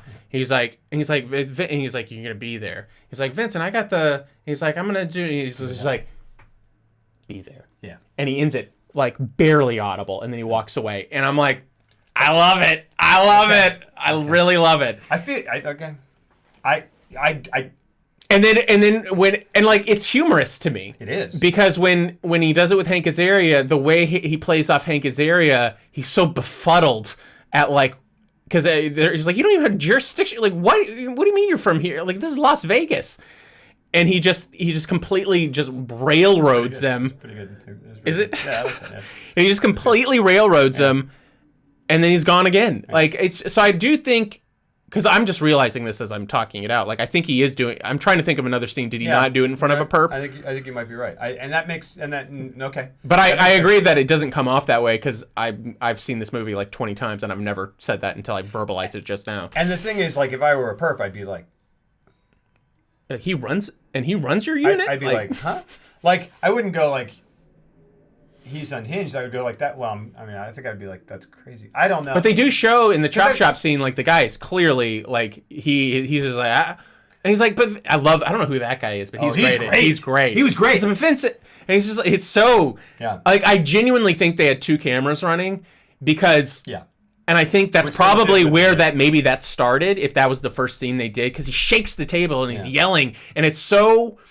They immediately cut to him after he shakes the table, and he's like, I and love that. I love the way that dude plays. And so maybe he was just doing that actor thing where he was like, I'm going to give you a lot here because you're supposed to be off kilter, and I'm going to come into the scene expecting and do it a way where you are not expecting it at all. I've totally done that as well. But then you go like, but don't use that one. Yeah, right. I don't. Yeah, and this is I turned to like I was watching it and I was like, oh, I love that dude. I love the way he's playing. Oh, he's great. And I go, I can't believe I'm watching a movie. And when they cut to Al Pacino, I go, cut away, go to the other. Yeah, right. Like that's crazy. Yeah. It's like I can't believe it. Get me back. And that's the thing. That's what I'm saying is like the guy plays it wonderfully. The movie acts like it's normal. Yeah. That's why I'm like it's the performance because it's crazy to me. I mean, and it is crazy. I just love it. Yeah. I don't know. It works for me within the context of his character. That's all I can say. Does Just Me Does Lover have a residual British accent? I don't know. How deep the damage can go. The Hannah's behavior has affected her mother, making her unable to perform her motherly role 100%. Yeah, because they kind of imply that she's just so unhappy in the marriage by trying to make it work that she's just doping up. Yeah. With pre-scripts and... Yeah. Is Just Me Does Lover... howdy. Hey, Soy. What's up, lonely, good-looking people? Because we were talking about that at that point. I think that's part of the course of millennial experience. Everyone's pretty, everyone's lonely. I'm at Google. Am I the only one who's confused why Amy Brenneman finds out that Robert is married? She runs out of her house in fear, which is reasonable, but instead of running down the street, she starts running upward on a grassy hill on an incline, which is clearly slowing her down. I don't know. She's not. Because we had to see that pretty LA skyscape in the background. Yeah. I don't know. I just never pretty certain toads can be pretty beautiful toad. I forgot Natalie Portman was in it until she popped up in Al Pacino's bathroom. Like that legit happened. Yeah. And I think maybe that's kind of, because in that moment, you've totally forgotten Natalie Portman. As he just does when he's away from, he forgets that part of his life. And then you go, oh. That kind of makes me love it now. Yeah. It's great. Oh, wow. It's great. Al Pacino. That kind of makes me love that whole subplot now. I know. Yeah, I know. And they kind of do that, like even in a microcosmic way, they do this beautiful thing, which I noticed that is a very specific thing. But when they lay down the spikes, You go, spikes, oh, cool. And then a bunch of crap happens. Bunch of stuff. The whole thing happens. They get away, the cops, and then it's like in a kind of wide shot. They go, and you go, the spikes! I forgot the spikes! Thank you for doing that. Thank you for laying them down, letting me forget about them, and then go, oh, they're brilliant again. It's great. It's really cool. And so, I mean, that's the same, it's a weird scene to But you're right. to, but it's the same It's thing. that delay, It's the same thing. I've seen revealed that Hannah chips cocaine. Chips cocaine? They just never showed it because they felt it would be distracting, but that's part of why you saw over the top at times. Right. Yeah, but I've seen movies with flamboyant people who are on cocaine, and I've seen movies where there are flamboyant cops trying to rile up a suspect, and I've never been it's oh gosh, move, gosh. It pains me to say that about Al Pacino. it seems like I'm like, because I'm sure Al Pacino has absolutely done cocaine, but it seems like a performance of okay. Now, I know you've never actually done cocaine before, but I need you to play a character who's done cocaine. He's like, got it, Al Pacino and he, gonna do it. Right, yes, absolutely. We need Pacino. I like how he comes home to a chaotic house, dishes in the sink, while paying lame dudes. De Niro's house is the exact opposite, doesn't even have any furniture. Yeah. Yes. Cocaine is legit. Michael Mann went along with it, because it's Al Pacino. And rightfully so, because it's fantastic. Well, looks like it's fine. Yes, I never had a problem with his outbursts. His purpose to it is happens almost in turning people. It does my part. There you go. Xander Berkeley watching his TV. Yeah. That scene was fine. But he was like, he was notably calm and specifically calm. Yeah. Like he was like, I'm not going to do that. But Which is great. Yeah, it's great. And like when it freaks out of the TV. You do not get to watch my TV. And I love that they had established it very subtly in the chicken wing dinner thing where she walks back upstairs and he's just like drinking Jack with a freaking drumstick on the table, and he just takes the remote and he clicks on the TV and he's like, this is the only thing that he does. Yeah. He just comes home and he turns on his stupid little tiny TV. Yeah. And then he takes it at the end, and I was like, oh, okay. I like that. Yeah. It's interesting. But I just couldn't. In processing this movie right after, I was like, man, can you just think back to The Godfather, where the whole movie, he's like, this is my family, that is my family, that is not It's me. like two All different this people. It is, but then think about the one time he raises his voice in The Godfather, and how much you go, terrifying. oh my gosh! It's terrifying. As opposed to like, and you go, okay. Yeah. I mean, it's so much more effective. It is. But now that I've made the realization that he's doing it for perps, I'm just like, that is what it is. But you're right. Like, he is terrifying in The Godfather by the end. Yeah. Because of how violent, because he is so meek. Yeah. And yet so calculated, and then by the end of that, when he has that outburst, it's terrible. And then in Godfather Part 2, when the abortion scene with Diane Keaton, when she tells him, it is one of the scariest reactions I've ever seen in my life. Absolutely. He looks like a shark whose eyes have blacked over, and he has gone into a rage state that it is terrifying. Yeah. And it's because he withholds it. Yes, because he is this the whole time, and then goes, and you go, whoa! Yeah. So I don't know. So that's I have another unusually specific question that chat might be able to answer me. Probably have by the time we get to the bottom of it. Is it possible to bend expanded polystyrene sheets with heat, or will it melt? I don't know. No idea. I mean, I know, but I'm not going to tell you. That's literally the only reason they did that shot, so we can look at the sunrise of the grass in the shot. Please. It's also another element of the duality of the two protagonists. Pacino's extroverted and loud and over the top, and De Niro's introverted and monk-like. But the thing is, he is not. He's not that way. Always. He's just doing it for perks. He's more so. But his character in general, he's a much more emotionally on the surface character of like, I had coffee with Macaulay half an hour, it's true. He's like, and then when they're like, they're at the docks, and he's like, you want to know what they're looking at? You want to know what they're looking at? Like, that part's great. He's a bit of a he's a slick showboaty kind of guy. There is a way. And I think it might be the first time when there is a way that Al Pacino closes a car door in this movie that I go, he is Pacino in. He gets out and he's like, I can't even. He's just like, oh, and he goes, whoa. Just kind of walks over, and it's insane. I want to go back and watch that. I just go, oh, okay, okay. You really, man. You're like, his car door shutting is over the top. It is. Gosh, I want to find that car door. You got to find that. Yeah, man. It's okay. And again, parts of this movie where he's great. He's like besides Dennis Haysbert, I couldn't remember his name. Dennis Haysbert. I had to look it up.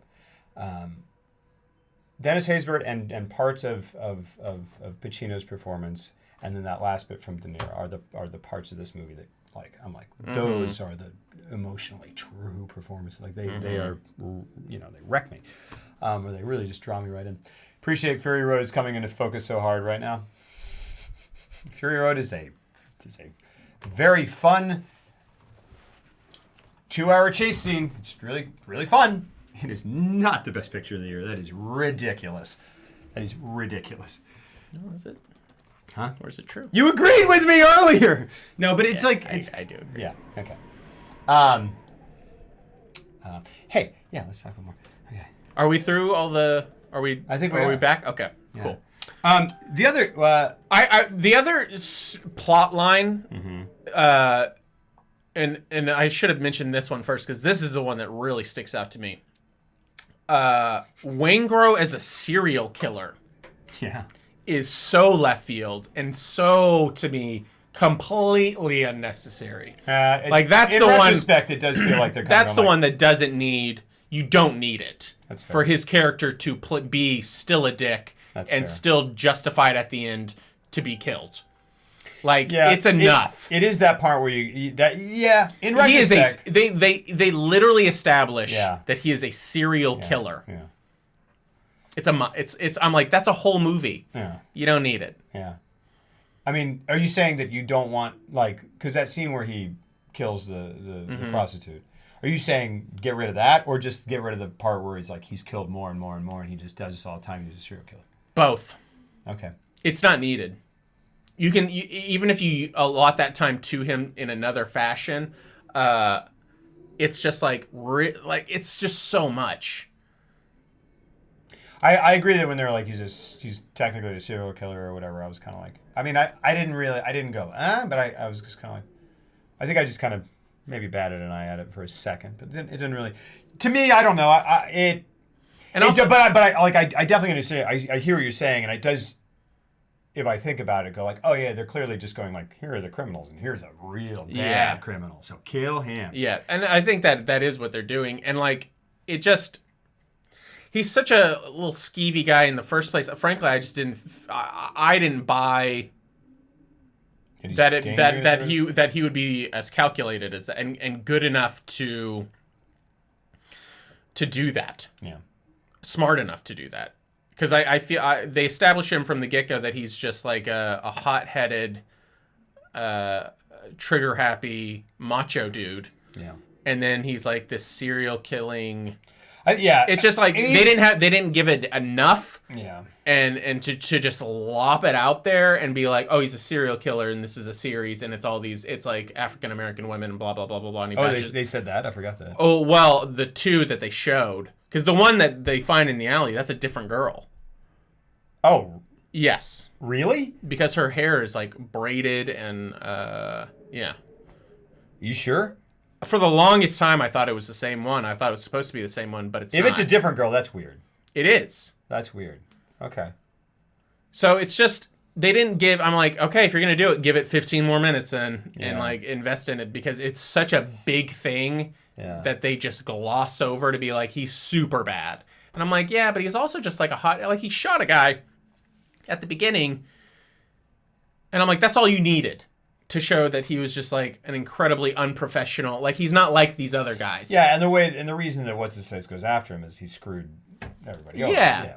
I mean, so it didn't even really come into play. Yeah. I don't mind. Well, that sounds weird. Not that I don't mind when he kills the prostitute. I don't mind narratively that beat, because I go, all right, screw that guy. But it allowed for a nice moment with Pacino and that mother. Oh. That was heartbreaking. And it was I bought it, and I even like that moment because it's very emotionally it's a very emotionally raw moment. Yeah. And I liked showing that his character, this outlandish obsessive character, having a cathartic moment of emotional honesty, because he can be when it matters. Yeah. And he's full of emotion. And I think, yeah, he just has this. I don't think he can just do day to day. Day to day life, I think, is a, I think his job's pretty tough. I counter to how much of a punk he really is. Totally manhandles him. Of course, he'd be. Yeah, definitely. He's a punk. Yeah. This isn't. So this to me,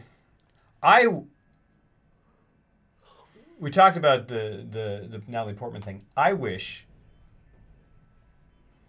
they had found a way. I wish they had switched it and given that to De Niro. I wish that had been part of De Niro's. Give him a character. daughter.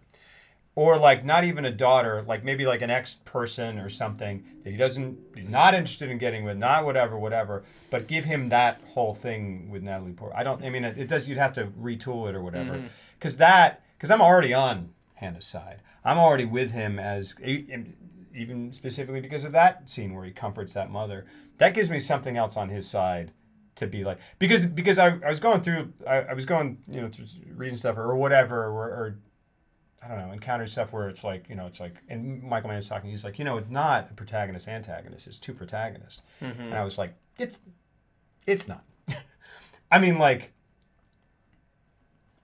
Well, it is in the sense that you root for both of them. I don't. Like, you don't want Macaulay to get away? No. No. I think it does a fine job of being at the end. You're like, I could go with either ending here. Sure. I'd be way into. Sure. And it's because of that moment with Amy Brenneman. But it would strengthen for me. I'm like, yeah, like I want him to get away really more for her. And I don't. But if you give me that, then I'm like, oh, okay. And then that would open it up to go, this is why he. So really, you just needed that relationship to work more. Because I don't think you could give him a stepdaughter or a daughter, because it would just go completely against his literal mantra. But no, what I'm saying is like, not that he's like involved with particularly or whatever, but just get him in the house somehow for some reason because he's got to do something or whatever, and then he takes care of her that way and does that to show me that side of him. You could go against his mantra. But he ultimately goes against his mantra. You mean just replace the... No, not replace it. I'm just saying like... Well, how many people is he going to be tacking into his life, man? I don't know. Two is too many. Because people, and this is, I think the line on Heat is the strength of it is that these two guys who you're like rooting for equally, and I go, and if I put it into the terms that the movie puts it into itself, right? And I go, if it's going to be one or the other, like 100% Pacino, like definitely, that dude. Has a family, or he has a wife that he could kind of kind of patch it up with. He's got Natalie Portman. He's an emotional dude. He's whatever. Robert De Niro is a bank robber who's responsible for many deaths. When he says protagonist, yeah, I agree. Like, I think when he says protagonist in the sense that like you are rooting for both of them. I think because that's how I feel. Like James Caan, I'm rooting for him. Mm-hmm. I'm on his side. I want him to win. I don't want the cops to win in that movie at all. I don't want him to get caught. I want him to get out. I want him. Whatever. That's why I think he's saying there's two because like for me, it's a 3+ hour movie that spends an hour and a half with Pacino and an hour and a half with De Niro. So I'm fully invested in both characters and I want both of them to win. That's how I feel. I'm more sympathetic to Dennis Haysbert, definitely. I'm more sympathetic to Val Kilmer. I've seen more of them. I understand. I've seen a lot of De Niro, but De Niro is just like, nah, this, that, whatever. Nah. Well, it's an interesting. And then the character pays lip service to this idea of like being vulnerable in love, but I don't see it at all. I don't know. It just sounds like to me that you just didn't. The conceit was we're gonna take this stoic dude. Because it's a narrative challenge to take a guy who's like, I don't have anything in my life, but that's the point. Right. And then make him interesting. Totally. Because the whole point is like, I'm not interesting, but that's what makes me, A, good at my job because I'm unassuming, and B, allows me to move quickly in my life so I'll never get caught. If that female relationship had worked for you... Yeah, if I believed at any point... Then I think you would have probably maybe... That would have clued you in on an emotional level, maybe. Well, the thing is, like, because there's no shortage of movies where it's a stoic guy who's stoic, cracks a little, and you care. It's my favorite kind. Absolutely. This is a movie where they go stoic guy. Here's a scene where you're supposed to see cracks in that. Here's a scene where whatever and whatever, and I just didn't. It doesn't achieve that for me, which is until the end, until the very end, which is again the time when it has to, and I'm like, well, I would have cared a lot more if I believed it. I'm not even arguing with you. Like Hannah's a copy needs more to get the audience on his side. Hence Natalie Portman. That's interesting. Stop being wrong about Heat. I'm not wrong about Heat. I'm definitely not wrong about Fury Road. I appreciate Fury Road to the extent that it should be appreciated. Everyone else is insane. The audience is already on De Niro's side. No, because he's the cool professional jewel thief. No, bank robber, the anti-hero everyone loves. Disagree. Hannah's a cop. He needs more to get. Nah, man. I mean, like, it's cool that you like. It's cool. It's cool that I agree with that because, like, I want them both. I want them both to win. And when it ends, I'm like, that is the inevitable conclusion, and that is the correct way it should have ended. Yes. But I feel such sympathy for that man, and at the same time being like, but this is, you dug your own grave for a multitude of reasons. You were literally out, and you chose to go back in for purely vengeful reasons, and it blew up in your face. On top of that, you have murdered people for money. Yeah. You have murdered people, multiple people. Yeah. But he should have gone back and gotten Wayne Grow. I'm glad he did that. I'm not he should have, but like I'm glad when he does that. Mm-hmm. I do feel for him in those last two movies when he looks back at Amy Brenneman and when he reaches out his hand. Those are the two moments that I feel for him. And so ultimately I go, yeah. But yeah, gosh, I just wish, I don't know, this is a thing where it's like this is one of those performances where I'm like, yeah, De Niro's not doing anything wrong. And De Niro's doing what he's doing the way you know, I don't know, like I think it's fucking fantastic. I really believe like it's one of his best because that is what that character needs to be. And I think he, for as masterful as he is in his professional life, just like Pacino, they are bumbling idiots when it comes to their personal life. Sure. And I think that is why the Brenneman relationship works for me, because I never, even from the very first viewing, I completely understand what you're saying. Mm-hmm. And I agree with it. Yeah. And I also think that's why it works for me, because I think it's misguided from the get-go, because it's built off lies. Then when he comes clean, he doesn't understand the ramifications of it, because he immediately invites her. He's like, you're going with me. And now we're going to go on the lam for the rest of your life. Yeah. Like, what are it's selfish, and and I don't even think he thinks it's selfish. He is just such a type A, I'm a business dude, I'm going to apply my masterful logic here to a relationship. And then you realize you have built your entire life to be alone. Mm-hmm. And so social interactions and having to deal with another person's feelings and emotions has never been part of your equation, ever. Mm-hmm. And all of a sudden, even when he's trying to do right by her, be like, it'll be okay, and he like tries to woo her around, and then he eventually does. Mm-hmm. It's all incredible. Like, if he truly loved her, especially now, once the bank robbery's gone wrong, he would be like, get as far away from me as possible, because guess what? We're about 3 weeks into this relationship. Yeah. And I'm going to leave, and you're never going to see me again, and you're going to find someone better. You're a lovely person. You can find the right person. You'll find him. But he doesn't, and it's the wrong choice. Mm-hmm. And she is making all the wrong decisions for a multitude of reasons, but they try to establish that she's terrible at meeting people. She's really lonely, and she makes a lot of wrong decisions. Like, when they are going through that tunnel, and the light bathes over them. Mm-hmm. It's such a beautiful moment for so many reasons. It's on a thematic level. It's them at the end of the road, and they're gonna make it. But at the same time, they cut to her face, and she's never, ever quite sure of what she's gotten herself into. And when he parks, he's like, I got to make a stop. And they park. He's like, I'll be right back. She goes out. He goes up the stairs. He disappears into the hotel. They cut back to her, and she looks at her hand, and she's like shaking. Yeah. And she's just like, what am I doing here?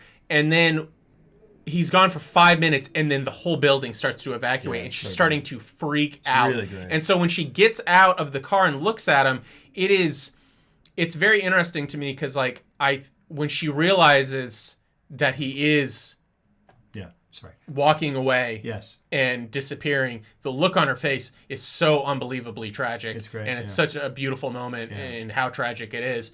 But it's also because I think she looks foolish. And I think but at the same time, and this is why I think it works on a lot of levels, is that look of horror as he walks away is like, I was right. Yeah. And so all the shaking and all the fear and all the confusion, she was like, I was right. He's a monster. And all this stuff that I'm trying to calculate in my head as I'm sitting in this car, I'm like, why is all this stuff out? Why is there a fire truck here? Why is a helicopter landing and a police officer chasing after this guy? Like, why are all these things happening? She's trying to do mental gymnastics in her head until she sees him, and she's like, you are the reason for this. Absolutely. And so for me, I'm just like, yeah, that relationship doesn't work at all. Totally. And I think that's kind of the point. Yeah, totally. No, and I totally agree. I agree with everything that you've said about it. Like, totally, it doesn't agree. Cool. But, no. Done. What I'm saying is, like, I agree that is the mechanics of that relationship. What I'm saying is that the actors within that relationship didn't make me buy the part of them that makes what's holding them together or what's drawing them together. I don't buy it. But Algae, so. but you're like that. Gosh, those moments with her in the car, and it's just shot so well too. Where it's just like her, and she's just like there, kind of low in the. Yeah. It's great. Yeah. It's so great, and it honestly in those moments, I said to Kasha, I was like, in those moments, like she becomes the protagonist of the movie. Like to me, I'm like, this is her. This is about her right now. Like, I mean, she is. And that's how I love how it weaves so many threads, because there's so many narrative threads going around here, and yet for the most part, everyone gets their due. Like this was the first time where I was like, oh, Ashley Judd's like fantastic in this movie. Like she's really fantastic. Like it was the first time where I was like, oh, you're like, this is a great performance that she's giving, and I never really noticed it before until this go round. And then the Allstate guy, what's his name? Dennis Haysbert. Yeah. Dennis Haysbert. Pedro Serrano. And then who else? Yeah, I mean, who else had like subplots? Val Kilmer's great. Val Kilmer's great. Sizemore's great. Sizemore is He didn't great. get a lot, but he's really good in what he's so good, when he's yeah. there. I mean, the dude playing Waingro is great. He's great. Yeah, He's great. But there's a lot of moves I could make here. Yeah. Really help you out. Yeah, Such an asshole. Yeah, but he's so man. I love Michael T. Williamson and the other kind of mustachioed cop. He doesn't really do a whole lot, but I love the other mustachioed cop. The guy with the kind of red haired dude, kind of bald. Oh yeah, the guy from Silence of the Lambs. Oh yeah. Yeah, he's great. What is his name? He's always he died recently. Oh, did he? Yeah. They said he's always so good. I think I didn't. I think I just read that he was going to play Waingro, but he didn't want to. Oh, I think he played Waingro in LA Takedown. Then I think that's that guy. Waingro is no. and Waingro and it's Xander Berkeley who's the dude. Who's that? Xander Berkeley is the he's the boyfriend that that Pacino walks in on. He's also the guy in Terminator 2 that gets a knife. Oh, really? Yeah. Oh, cool. Yeah, I love Xander Berkeley. He's great. I mean, he's a sociopath. Yeah, good night, Wolf Rat. Lots of love. I mean, he's a sociopath. He's a bad guy. It doesn't prohibit the viewer from wanting to see him win any more than it does with someone like Hannibal Lecter. So what I'm saying is, I agree, and I'm agreeing with all these explanations. I'm just saying that the performance and writing didn't do it for me. Because I've seen many films where there is an anti-hero. Oh, this guy's seen so many films. Like, this guy, I've never... Like, I'm just so impressed. Every time I come over, I'm like, you have watched so many movies. And your penis is so big. All right. Yes, these are true. These are true things, and I appreciate this. No, but I'm just saying, there's no shortage of movies where there's an anti-hero who you feel for. I'm just saying, the moments in which they tried to do it for me, I didn't get there until I did later. Yeah. I mean, like, I feel like, if like, because I get everything you're saying, like, oh, it's like bumbling people who aren't good at relationships. To me, like, I'm like, what, and it's a completely different character. thoroughly. But something like Rocky, I'm like, oh, I'm all in there. And neither of those people know what they're doing. They're both lonely. They don't know how to do a relationship. That relationship, I am like 100% invested. But I think they want you to think that relationship's going to go the test of time. I really don't think. Or I don't know. I really don't think the intention with Heat in that relationship is for the viewer to think. Well, but then why do they have that moment at the end where it's tragic and he wants to walk away? Because it's just tragic. We're supposed to feel that, though. Right? You do. But I wouldn't feel that if I... It's too. That's why the fact. That's why the loneliness aspect becomes such a key component, because it's like, it doesn't matter that they're mismatched and it's not going to work anyway. It's the fact that there's still betrayal going on there, and it's two people who desperately want human connection, and they want to make it work, and they want this life where there's no bank robberies and all that stuff, and yet it's not going to happen, and it never was going to happen. I buy it. I guess that's what it is. It's like, I don't see that. I don't see him wanting to get out. I don't see her desperate for interaction. I don't see. I agree that they should have. Like, that's why I say Brenneman is like. I'm like, maybe a different actor would have made that better. Just directed differently. Maybe because she's a very good actress. Or just giving her a little bit, another 5 minutes or something, just to establish that I'm like, oh, you're like weird lonely. Yeah. That's not. No, you know what I mean. Like you really do have a problem engaging on a social level. Like, I mean, like maybe show her at the coffee shop trying to engage with someone. I don't know. Like but what they did with Selena Kyle. Michelle Pfeiffer is a stunning woman. Who totally, because I remember in The Net when I was like, and again, this is God, when are we going to do The Net? Yeah, not to. I know. Well, I have issues. Definitely, also the same. Like they're attractive. They don't have any problems. That's not true. Right. But like in The Net, Sandra Bullock, like the entire thrust of Sandra Bullock's character is like she just is such a shut-in. She doesn't talk to anyone. Yeah. She's whatever. She can't. She can't keep up relationships and blah blah blah. And it's true. And I'm like, yeah, but she's wearing pajama. She's wearing pajama pants. Yeah. You know? And I would buy that. And I'm not saying like Sandra Bullock's just. She's so she's beautiful and can't have problems. That's not the way she plays the character. She is like when she shows herself to be, and this is not her fault. The movie is this way, and the movie is fine. It's just the movie is fantastic. Movie is the back of the head thing where she's like I'm showing I'm awkward with people, and you go like that's the most charming thing I've ever seen. Shut up. It's like one of those things where it's like, I'm so awkward. She says something self-deprecating and hilarious. Yeah. And the person who's like selling her coffee is like, whatever. And I go, well, that's your problem. You're an idiot. What's wrong with you? So Selena Kyle, Michelle Pfeiffer in Batman Returns, I go, she's got issues. Yeah. And of course, that's the movie showing that. That's not Amy Brenneman's fault for not doing that. It's the movie just goes like, I don't know. And I just don't, like, I guess what I'm saying is like, I wish I had been compelled by something in the performance or writing to want them to be together. Mm-hmm. And you're saying you were. No, I'm saying I'm saying that's how I took the intent of it. I think they could have done a better job with her character in establishing the lonely aspect, because they do. It's what you're saying. It's like there's like that's there. We laid the groundwork. No, it's in there. She said it. Yeah. She said it. Yeah. And he said this thing about algae. Right. It shows he's a dreamer and has a creative side. Right. You never see again. So I understand what you're saying. I think it helps me because I take that relationship for what it is, which is two mismatched people, and it was never going to work. But I also completely agree that it would have helped me probably get more compelling. If it had been a little more compelling and they had showed. I had to do a lot of the legwork in terms of like, oh, she's a lonely person. Yeah. I had to infer a lot because she said it, and that's what the movie wants me to think. Sure.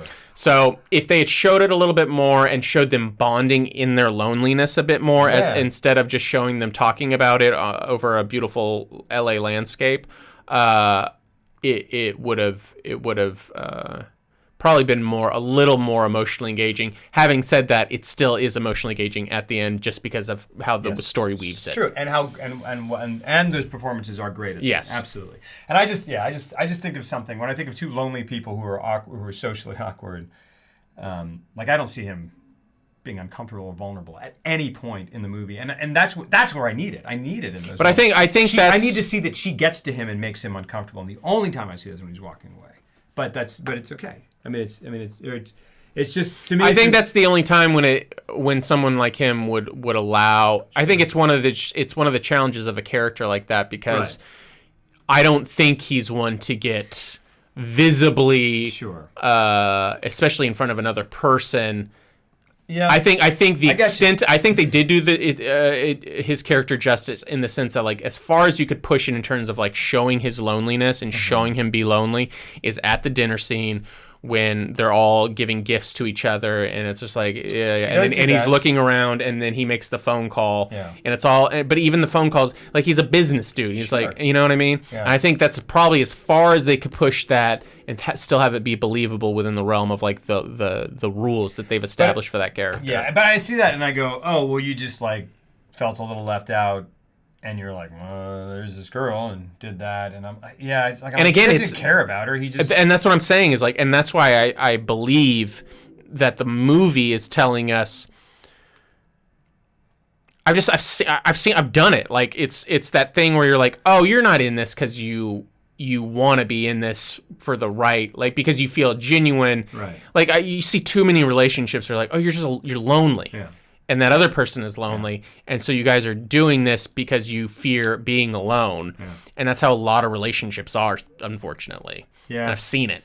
Yeah, I don't know. So I think part of it, I wish the writing had. There's a like. Yeah, you just wish the directing and the acting and the writing and the music and the overall story and Al Pacino's acting and then probably Robert De Niro's acting were just better. Sure. Well, sure. Wouldn't that be great? You take wouldn't that be great? Take how much you like it, and if it were better, wouldn't it be great? Because I know the stoic thing, but if I think of him in the Godfather, right? Mm-hmm. I get. But that's a different character because that's a man who from word one, from scene one, they cross dissolve to him holding a baby with his wife, sure. And it is you understand within 5 seconds that this is a man who loves his family deeply, and so you're like, this is an empathetic person, quiet, yes, man, a few words, yes, but a well of love for human beings, just because how he handles human beings.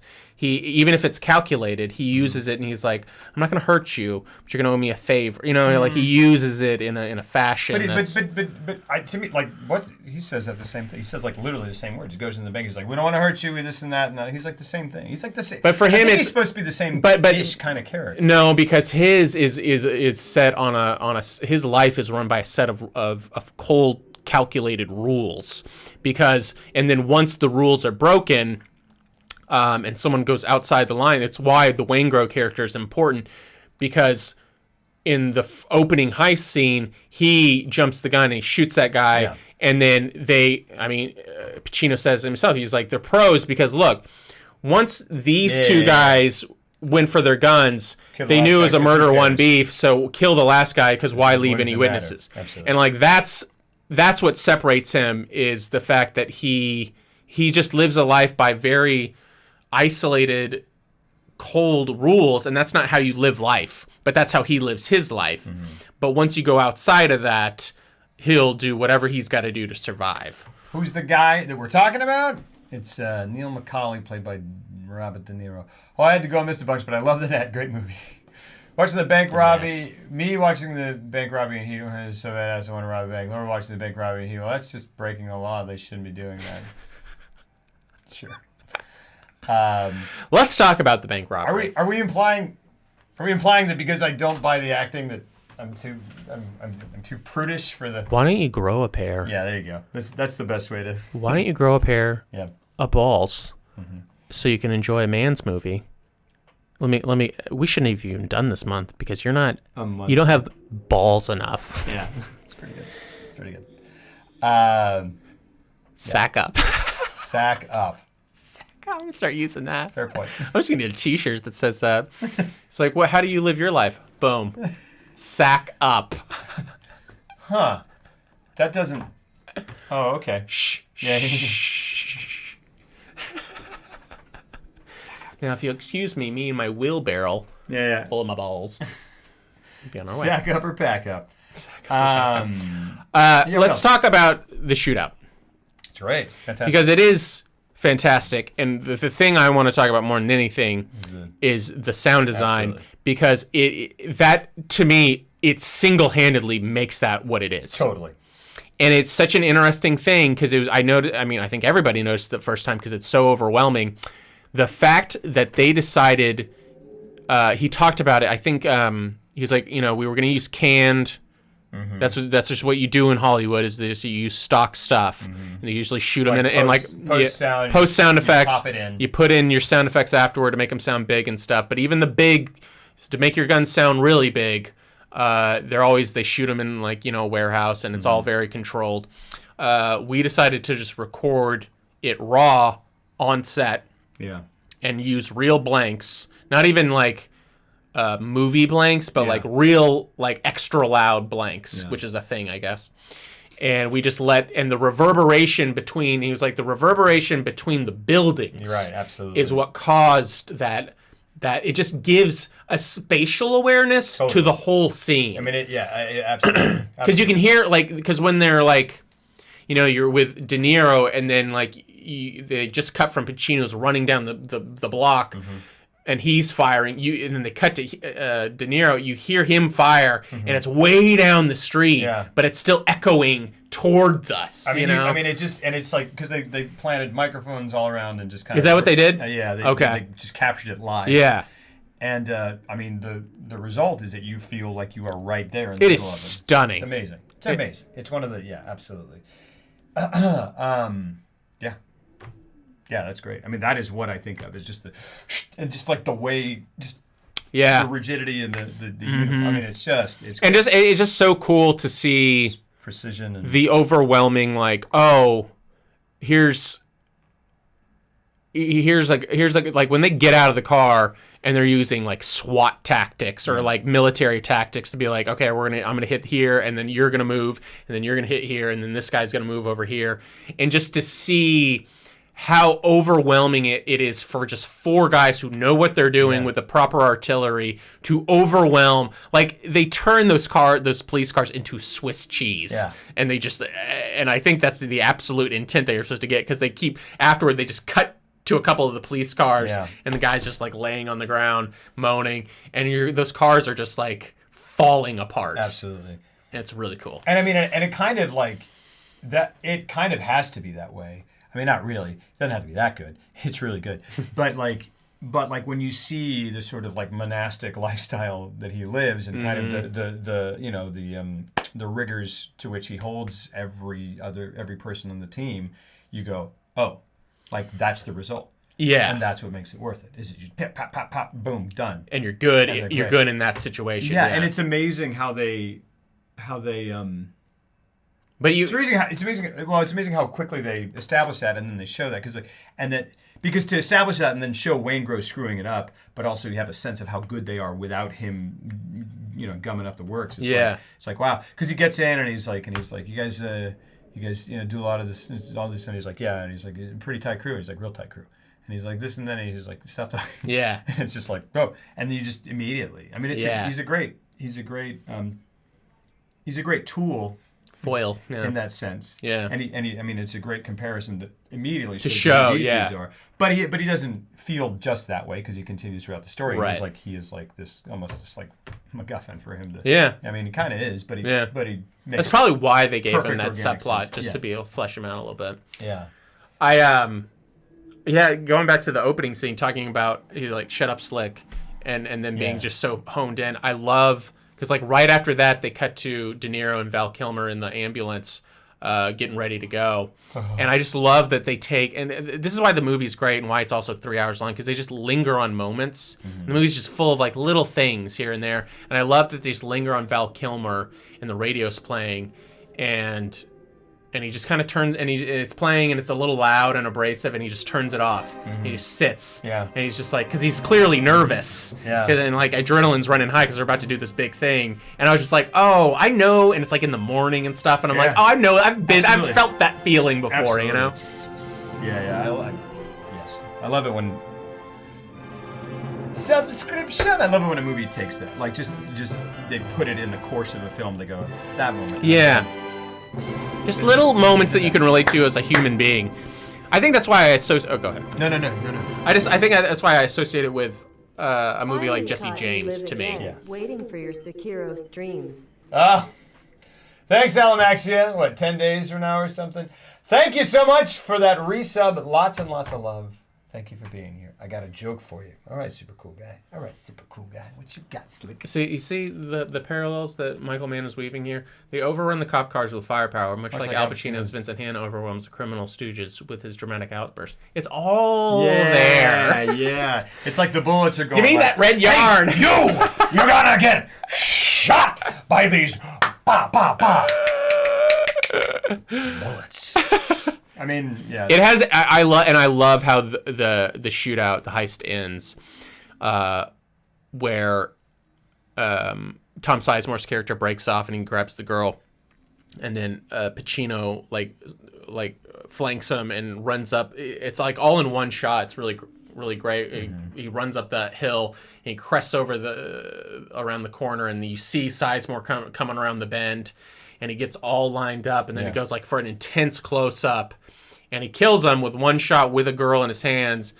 And to me, I'm like, that's a badass moment. Would that really happen? But I'm like, well, he is like a reckless. He's a hot dog. Mm-hmm. Like but at the same time, I love how they linger on his face after he shoots him, because he takes it very it's a very serious moment for Pacino, and he lowers his gun, and it's like slow-mo, I think, and he kind of breathes. Mm-hmm.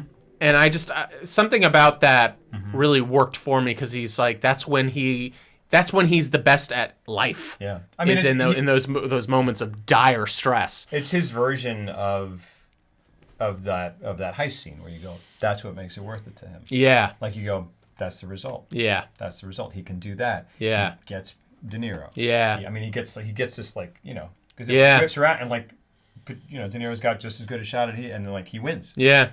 Pacino wins. Yeah. Oh. And then Natalie Portman. There are moments where you go the Natalie Portman thing is actually kind of more. It's weird. It's kind of like both. It's like this. It's like he's a man of action, kind of whatever. But he also, it's also obviously the other part where he cares about someone so much that it gives him that strength. But he's got these other parts where these parts where it's just this is a result of his obsession. Yeah. And so you as a viewer go, it's worth. I see why he thinks it's worth it. Yeah, and I think how crappy would it be if he's a crappy cop? It's too bad. He's really obsessed. He's not good. He sucks. Yeah, whatever. And I love how they show how he can't handle when he comes home. And his wife's going out. Mm-hmm. He's like, "Where are you going?" Or he's like, "Where are we going?" And he's like, "Where are you going?" Mm-hmm.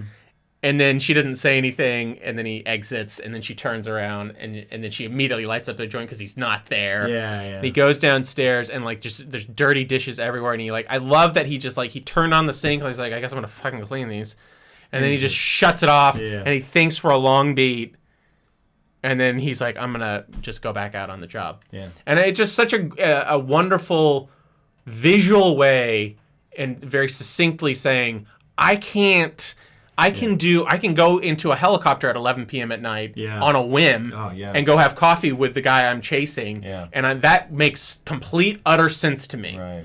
But dishes seem like an overwhelming task. Yeah. And that's something I can get, because there are too many moments in my life where I'm just I don't know how people do really normal things and find either joy in it, or just they do it and it seems like no big deal. I'm I can't, because this is gonna this is gonna drive me nuts to do this. Yeah, I can't. It's I can't even deal with a literal It's the energy that because I've got that you have to so much energy here. Yes. Thinking about all the things that I need to think about, all the things that I need to do, and all the just and I got to send that message, do all this, and then I just can't. It's just, I get it. And it's a real thing. It is. I think you were about to say emails, and I'm emails are a huge thing for me. Yeah. It takes, and sometimes I'm just there are email threads for jobs and stuff that I have to be a part of, and that I'm required to chime in on. Yeah. And if people knew how, I'm it's not the filming, it's not the planning, it's not anything. It is the back and forth in Yeah. an email thread for This date 2 doesn't work, days. That doesn't Yeah. work, the same shit about what you're gonna do. Yeah, and I'll go, oh, but this person, I have to wait till that person. Okay, kind of. Scheduling And then I go, exhausts me. Absolutely. And I can't wait till I can just, and you, like, sometimes I'm fortunate enough to where I'm just like, okay, I'm free here. You guys figure out the rest, and then I'll be there. Right, That, like absolutely. that type stuff. But when I have to do all of it, it is the worst part of my job. Yeah. And it physically exhausts me. So I guess Peter's just like, you go, Look, I'm sorry. I got 4 emails. 2 of the guys haven't even talked to each other. One guy, I put in 2 questions in the last email. He only answered the last one. But what he's saying contradicts, so do I look like an asshole by repeating? And then I got a Google Calendar. I'm sorry if the potato... Yeah, whatever. Yeah. I can't. So true. it's true, yeah. It's like, now I got to follow up with this guy. Yeah. I don't know. And this guy says he wants to circle back with me. Oh! I swear he's probably using those automatic replies. Yeah, Email exactly. office up now. exactly- I don't think I've got a genuine response You know out of this what's guy so once. funny? You know what's so funny? It's so obvious know. that everyone's getting them, but I see them and I go, yeah, I could do that. No one will be the wiser. I'm the only person getting those. Why do I think that? That's ridiculous. It's never worked for me because I'm like, usually there's like an exclamation point or something, and I'm like, that's too much enthusiasm for whatever this is pertaining to. You know what? one of the greatest regrets of my life. Yeah. One of Okay. the greatest regrets of my life is the day that I think maybe it started because I used to when I worked at a paper and it said, people will write things to you with exclamation points. They'll go, hi, Brian. I'm so excited for you to come. Yeah. Looking forward to it. And if you go, me too. Yeah. You look like a fucking You asshole. do. You do. There's power. An exclamation point is probably one of the most powerful punctuation tools. Because it's such a pressure to be like, I'm also You gotta excited. match See? it. Yeah. And I for years I was like, nah. And like on Facebook, I'd be like, Interesting, yeah. Nope, period. I'm not going to do that. That doesn't take an exclamation point. Yeah. It's no. I will give you an exclamation point when I need an exclamation point. I know. And I was like, I'm sticking to my guns, and I am know. proud of it. I am holding fast to the tenets of the English language because you are not excited to be like, you are not going, it was great to see you today. Yeah. You were not saying, send me a message when you hear next, or Yeah. like whatever. You're not doing that, so Yeah. I'm not going to do it. I go and then I at some point through peer pressure, it's the same reason I started drinking. I started using that exclamation point, and now I disgust myself a little bit. But I'll go back and see posts, and I also Do you used read to- them as like? Because for me, it's just- just so ingrained in like society now. Yeah, it's a corporate thing. that now it's more. It's like Case of the Mondays type thing where it's just like it's that false sense of it's not enthusiasm, it's just cheerfulness. Yeah, it's just like, and I'm excited. I'm very calculated with them because like especially if I'm asking like a label or something for extra money Absolutely. or whatever, I'm like, hey guys, Yeah. like it won't be that big a deal. We just need an extra $5,000 for this and this and this. All right, see you later. Like Yeah. short and quick, like it's not a big deal type thing. Old me would have been like, we need about an extra $5,000. Oh, the room is on fire! Exclamation point. I go, that's a guy who knows how to. No, yeah, but no. I used to be the same way. This is really stupid. This is how old I am. Used to be the same way with like Facebook likes. Like I'd be like, well, I like it if I like it. Yeah. I will like it when I literally like that. Yeah. And then my likes will have integrity. Mm-hmm.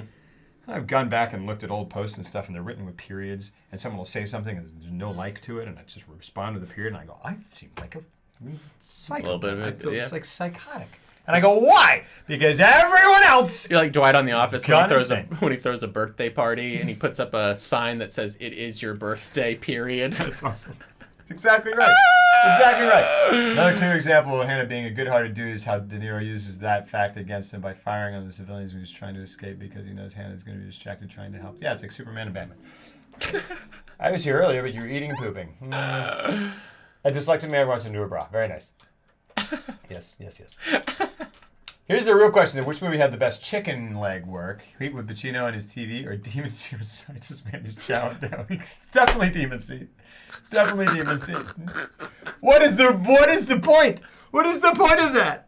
It has to be. It's so, and like they track And with it. They takes like it to he him. stands up, and then they're like, "All right, now follow the chicken wing across the room." Yeah! like It's like that's a- what the move is. It's like a hero shot of the Yeah. chicken wing, for fuck's sake.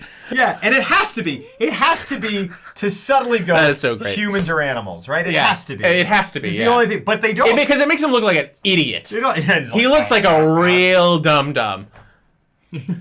He really, because he's supposed to be this. Singer, you should have been nominated for an Oscar before Fury Road should have Dude. been. Absolutely. Good night, everyone. Dude, Imbelok's really breaking it down. Oh, hey, let's talk about the shot behind us. Yeah, sure. So, just a little interesting thing. Yeah. That is, Visual reference. that's a visual. Michael Mann took that from a painting that he really liked, and here, can you? Yeah. It's Or what I don't am know I if you've doing seen here? Salvador Dali. It's a bunch of clocks. Michael Mann's just insane. Fuck, sorry. Sorry. No, I'm sorry. It's this. You guys see it clearly, right? There we go. There's a gun. And there's a that. dude. You can see And it. then they remade that. Right. Oh, I'm crap. so sorry. No problem. That's the backup to that movie. I hope it exists. Wait, still. what? No, I'm just joking. That's the backup. That's the backup drive. The other one. Oh, Jesus. No, it's totally fine. Oh, my God. I shouldn't just leave it on a table. Coming over here one day I just think it's no. with a box.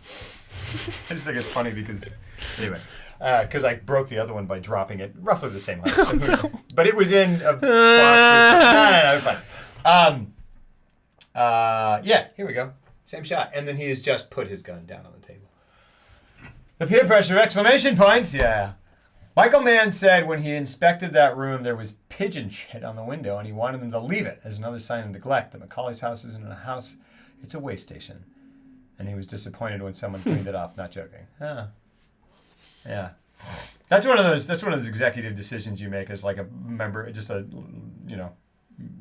member of the art department, where you're like, well, he doesn't want pigeon shit. Yeah. Oh, yeah. And Michael Mann goes, "What are you doing?" Also, I don't know where. I don't know where Pacino's getting his references for his character, but it's really pissing me off. What a nutbag! You're a big, crazy, crazy man. Woo! Yeah. Yeah. I saw pigeon shit half an hour ago. Great.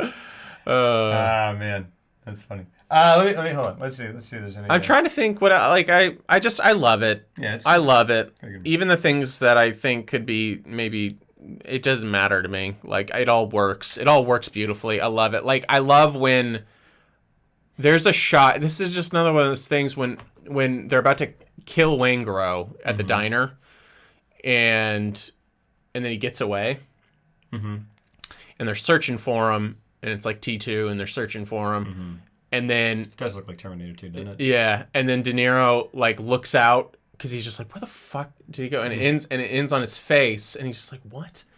And then they cut to just a shot of an empty parking lot with rain just kind of pelting against the pavement, and they hold on it for like 10 seconds.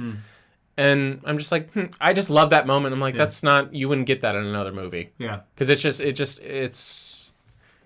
it's eerie is Yeah. what it is.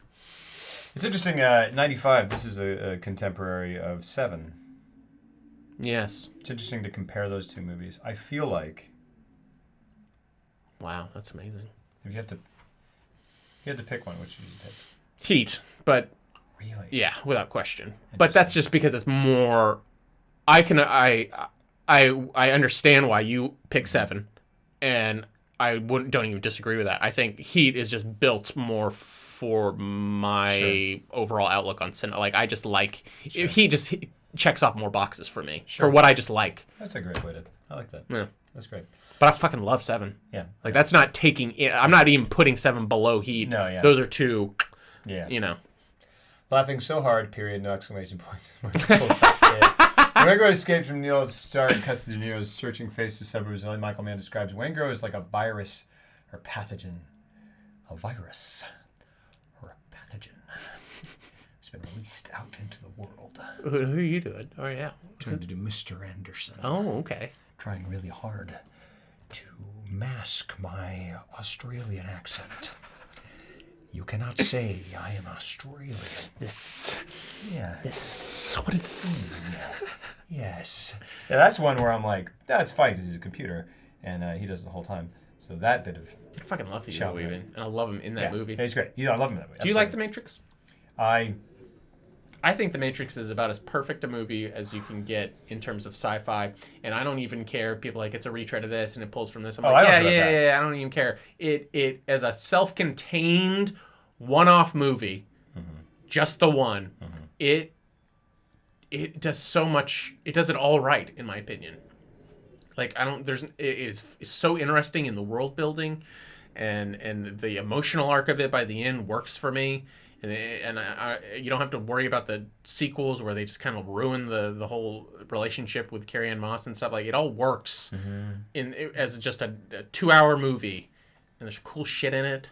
They look cool. Okay. Just don't. Just don't. I won't. All right? You won't. like it. We will do it eventually. He likes it, guys. I do. I mean, I do. He doesn't. I know he didn't. I know. That's why I mentioned it. I remember. I So know. I'm a fucking, I don't know, masochist. I Yeah. I remember. Never mind. Let's talk about it later. don't, you remember when you hated that movie and No, I you don't. went in and you watched it and you were like, this movie sucks. And then you walked out and you're like, I'm so much better than that movie. I did And say I've watched that. so many movies and my penis is big. And I remember watching that movie and it ending and going like, that was like a. what is a movie where it ended and you didn't go like 7. this? You were just like, 7. That was a movie. 7. American History X. Assassination of Jesse James by Carol those are Robert good. Ford. Steve Jobs. Oh God, we're gonna need to do Steve gonna Jobs see that eventually. soon, And you're gonna- soon, so we can I know. stop You're gonna- talking about You're Steve gonna Jobs. be like, okay, come on, movie, I'm ready. Yeah. Well, how about this? Just when it ends, I'm gonna go. What else you got, movie? That's a movie. Amelia, That's a cool shirt. Dick Tracy RoboCop. Yes. That's cool. That's why we're friends. Give me a hug, man. I love you, dude. I'm sorry. I Yeah, I really mean, like Heath. I'm Really- not. You don't he's ever have to really apologize. good. When I leave this house, I just drive home. I'm so sad for him because he doesn't enjoy things and he's an idiot. I do enjoy many things. I enjoy many things. I have a RoboCop / Dick Tracy shirt on. That's how much true. I enjoy things. As a fan of criminal justice, how psyched were you when Jesse James finally got slumped? I don't understand. Just one Because you don't like law breaking in movies, so you're just like, Yeah, it's so. I don't. it's so you great. Can't. Imboloc's just crushing it. Yeah, he's crushing it tonight. He's really holding your feet to the flames. All right, he's going. This is like me, Embelak. This is why it works. I don't know why it works. It's the same thing that worked in 2nd grade. Is where you go like, Embelak's stupid because his name is green. And you go, my name's yellow. And I go, you stupid green name. You stupid green name, name green with a stupid green name. And you go, my name. I don't know what he's talking about. My name is Yellow. And you go, hey, well, that's what an idiot with a green name would say. That's what you're saying. Okay. Anyway. Lobro Matrix- was disappointed by the love story in The Matrix, which was the most important part, and therefore the movie is ruined. Yeah. The acting in The Matrix is not good. Besides Hugo Weaving. The what's Larry Fishburne? The Matrix has a cool idea at the premise of it. It does some cool stuff, but it trades entirely on how cool it thinks it is. And I see that movie, and I saw it when I saw it, and I was like, you think you're really cool, movie, and you're telling me how cool you are. I just don't think you're cool because people who dress in leather trench coats and sunglasses are douchebags. And these people, I know you. Are you okay? Let's just stop. Because these people are, like, you're selling me on the fact that these people are heroes, but they can choose whatever they want to look like in this thing, and they took the time to put leather coats and trench coats on in their stupid thing. Who hurt you? Who hurt you? Nothing. And I just think it's dumb. how much I leather think were it's they dumb. wearing? Because what I just heard was a man who had a gut reaction to because you were like, they think they're so fucking cool. They think they're so fucking cool. And you know what, Todd? I don't think it was very cool when you wouldn't let me hang out with you and like wear my own leather jacket in 6th grade. But whatever, dude. All right, because The Matrix is stupid. It is. It's dumb. It's just dumb when it's like. This is why when he's like, it's a good movie, and I'm like, bullshit. Because then when I really get him fired up and he starts going about it, he's like, it's a dumb fucking movie. It's dumb. It's a dumb fucking movie. It is dumb. It's cool. It's cool in some parts. It's dumb though. It's a dumb movie. It's a dumb movie pretending to be not dumb. But it's not. It's a good, like, what's dumb about it?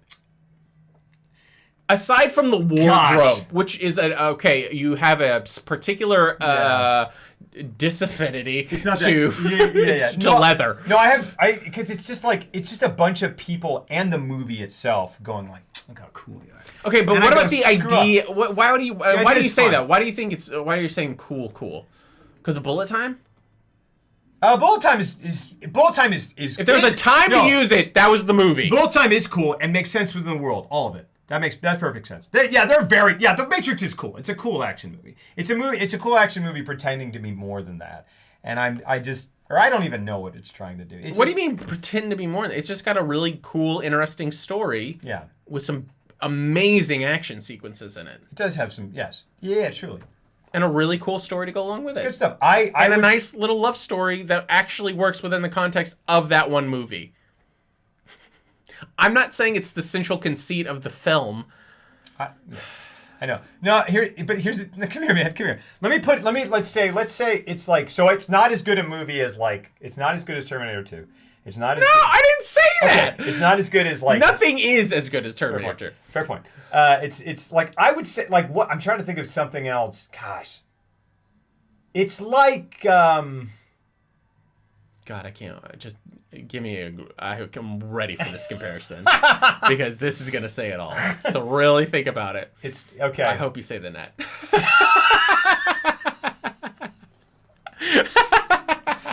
It's not as good as one of the best action ever. But that's what I'm saying is people go, like you just a second ago said it was a perfect movie. People bring it up as like as a self-contained, what it's trying to do and what it accomplishes. It nails it 100% in my eyes. I think a huge part of what the Matrix is trying to do is look cool, and it does not look cool to me. Okay. A lot of the part. So I don't get that. Like, to me, it doesn't come off as like, I think you taking it as like, you think the cool factor is like pompous? No, I just think like it's a very self-aware cool. No, here's the thing. Like, I think it's a nerdy cool where it's just like, and this cool, like this is what we think is cool. Yeah, I'm not calling, but not in like a. No, I think it's genuine. Yeah, sure. I guess that's what it is. Sorry, and I'm glad you made that distinction because it's true. I'm not going like, oh, the Wachowskis are dicks. They think they're so awesome. Yeah. I just go like, Bad Boys is like pompous cool to me. Bad Boys 2. Bad Boys. Oh, I haven't seen Bad Boys 2. Bad Boys, the first one is. See, Bad Boys has a sense of humor about itself. That's the thing. Matrix has no sense of humor at all.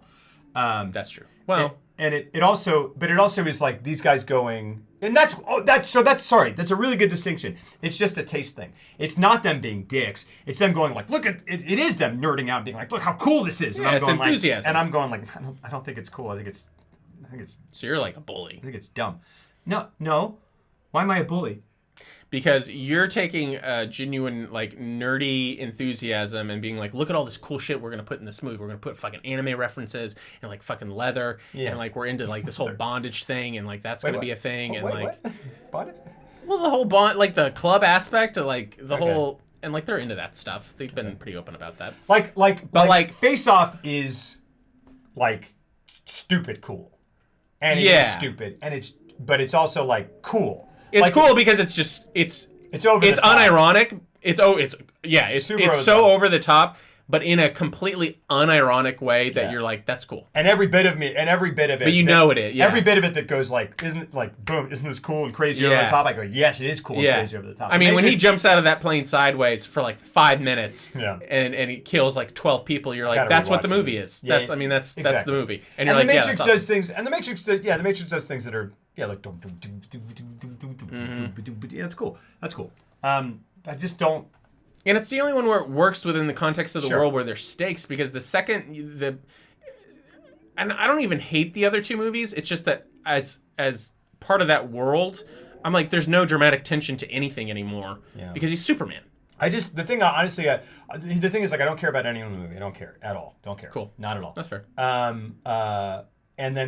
But I'm supposed to care because they're like heroes and stuff, and they're like, oh, we're just, we're going into the Matrix and we're trying to, like, we got to save the world. We got to do this. And like, You're telling me when he stops those bullets at the end, and it zooms in on Tank's face, and then it zooms in on Lawrence Fishburne's face, and he's like, and the music is swelling, and he's like, you can and see he's the like, Matrix. That's cool. He's That's like, definitely cool. But he goes, he is the one. Yeah, that's cool. And like, and the way Lawrence Fishburne is like, he's saying that in the sense that like, oh my God, thank God, my life is not a lie. Yeah. Like it matters to him. Sure. I just got goosebumps saying that out loud. That's That's why I'm like, that movie works for me because it emotionally, which most action movies don't. T2 does.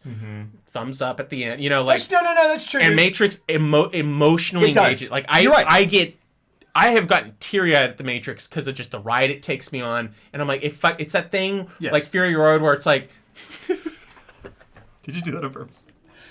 I did, but I also meant it. Yeah, because I have referenced before that, and I have gotten teary-eyed during Fury Road just because during the chase sequence when the music is swelling and all the action beats are happening, and it's like at a specific moment in the film, I got teary-eyed in the theater because I was like, this is doing what it set out to do so well.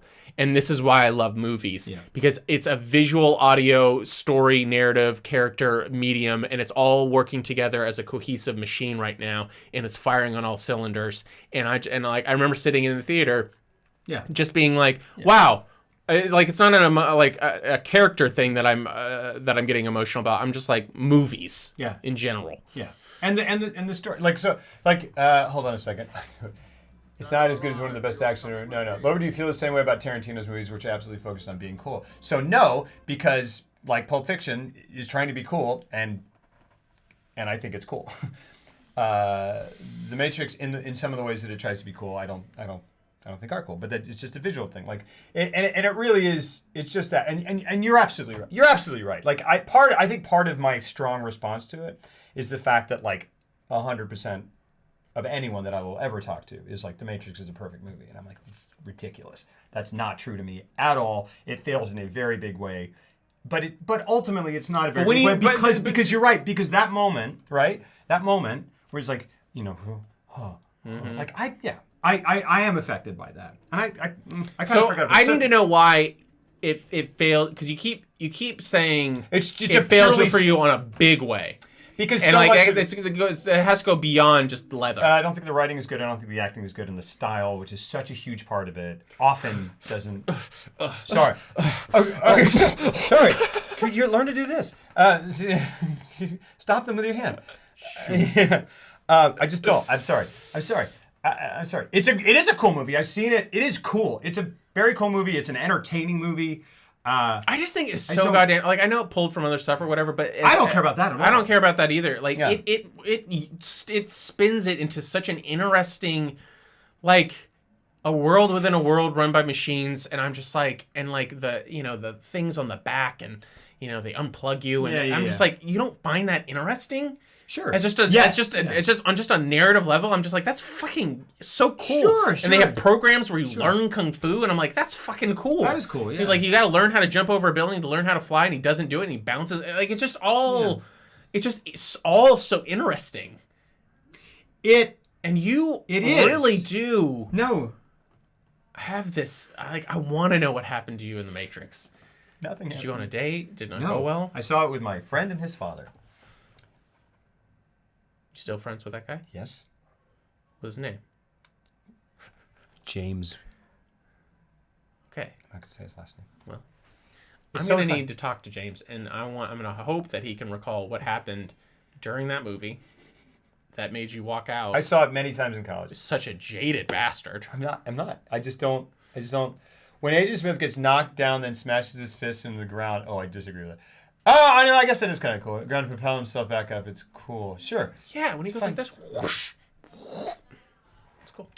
Yeah. It's fine. That's cool. It is cool. It's like if they had taken a lot of those really cool things and put it in a movie with characters that I cared about and writing that I thought, like dialogue that I thought was good, and like if they'd taken every element. I'm gonna start using this voice that you're using right now. What is it? An asshole voice? When I start reading like really snarky YouTube comments and stuff, this is the voice I'm gonna be using because it's not aggressive, but it's so confident. Of course it's confident because I agree with myself. But it's a confidence is just like, I know I'm right, and it is what it is. Like, it's a shit movie. It's a goddamn shit movie. And it's not a shit movie. It's very good and very fun. It is not a perfect film, but to me. Stylistically, I'm not on the same page with it. I just love you can't help it. The condescension is oozing out of your pores. Why? Because you're like, it's a fun movie. And that's all it is a very fun movie. And that's all you'll ever be. Come on! Like, look. So Emily says, I saw Fury Road IMAX and it was fucking great. Eat shit, bro.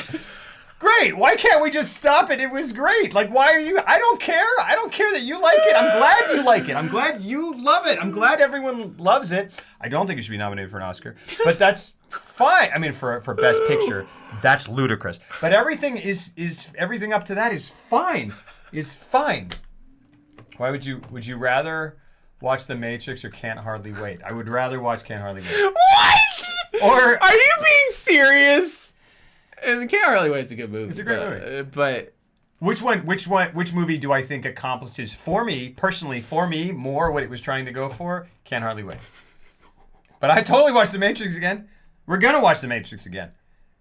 No, we're not, because I can't handle 4 hours of you ripping that movie apart. I'm not ripping it. It is a very, very good movie.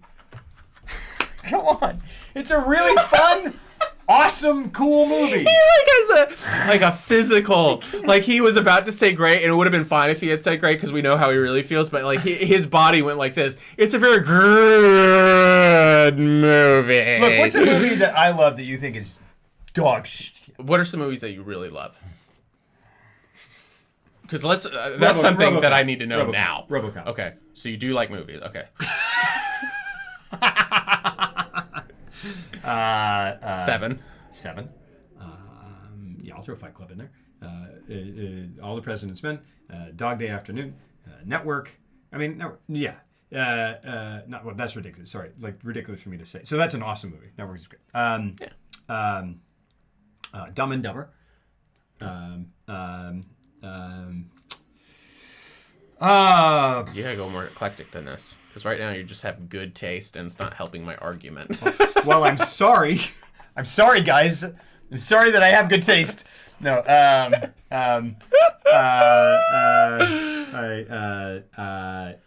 really like Teenage Mutant Ninja Turtles, the movie. I really like it a lot. Yeah. I love Yeah. it. But I'm also, obviously, if someone's like, that's crap, I'll be like I'm not interested in the Ninja Turtles. I just Fine. didn't grow up with it, so I can understand why. Okay, yeah. Hold on a second. I really love The Dark Knight Rises. Okay. Here's where we go. See, Right, here we go. I forgot what you were looking for. I thought I was just able to say things that I love. I have to pick things that I love and other people that love. I hate. Okay, Dark Knight Rises. I love Interstellar. But you got. Never mind. It doesn't matter. I'm gonna watch The Matrix and be like, this movie sucks. No, don't do that. Why? Why would my? Because I hated Interstellar when it came out. Yeah. And then he was like, I loved it. And I'm like, what are you talking about? And I like, for half an hour, I just ragged on it. And I was like, this is why, like, categorically, this movie is terrible. Yeah. And I listed it all off. And then This is in a Facebook message somewhere. We should. I think watch it started. Did it start there? Or did it then we start on a called it, phone we call? said, And then okay. because I remember a phone call. If we do Interstellar, which we will, we Yeah. should pull that thing up. We and read it. should. Oh, we should. Oh, yeah. Great. But you're not watching after another talking movie. with him for like via message and on the phone, we had like a long phone, Yeah, like it an was long. hour and a half. Yeah, Like it was yeah, long. Yeah. I rewatched it again, and then I watched it like 4 more times, and then I fucking love that That's movie great. now. I love it. And I like I think it's his, like, aside from Prestige, Yeah. I hold it up there as like one of his best movies Absolutely. now. So like now I'm in my head about it because now we're starting to talk. and I'm thinking I'm probably gonna end up liking The Dark Knight Rises, Which would not be a bad thing. And if I watch The Matrix and like love it, which I'm not going to because there is an objective thing that I don't like about it. But if I do, but like, can you tell me why you like The Dark Knight Rises? Because that was one that I was just like, that just didn't. I was just like, it was just a complete misfire. Yeah, and the other thing is like the other thing about Dark Knight Rises, thinking about the movies that I'm like, I love this movie or I really enjoy this movie, and other people hate. I'm also kind of like, I don't care. Yeah, I right, don't care right. Like, but like if someone's like, I can't stand Dog Day Afternoon, I go, well, you didn't watch it or you're wrong. Yeah. If someone's like, I don't like Assassination of Jesse James, I go, Yeah. I understand. Yeah. I'm also not going to talk to you. Yeah. In the depth of like, I go, oh, cool, and I just go, Yeah. Now we can talk. Right. And I go, Yeah. Um, I totally get that though. Yeah. Because I do get it. Like, I mean, to me, it's about everything, about as much as everything you could hope to do with a movie. Yeah. In that one movie, like Andrew Dominic could never make another movie. It's like it's almost like a Catcher in the Rye type thing for me, where I'm like, you could go away forever and you would have a lore about you because of like how good that thing is and how much depth that movie has. Yeah. So I wouldn't. But for someone to watch and be like, it was just I didn't get it. Yeah. I'd be like, okay, and that's not even a put down. I'd just be like, Yeah. no, I understand. We're just wired differently. Yeah, And we're not friends. and we're not friends anymore. I mean, we can be kind of friends to a certain point. But with the Matrix, It's very cool. but that's the thing. I think I can't let it go because your arguments are so flaccid, like your penis. It's like this is very. The Matrix would have been awesome if instead of Kung Fu, they just used the power of love to defeat the Asians.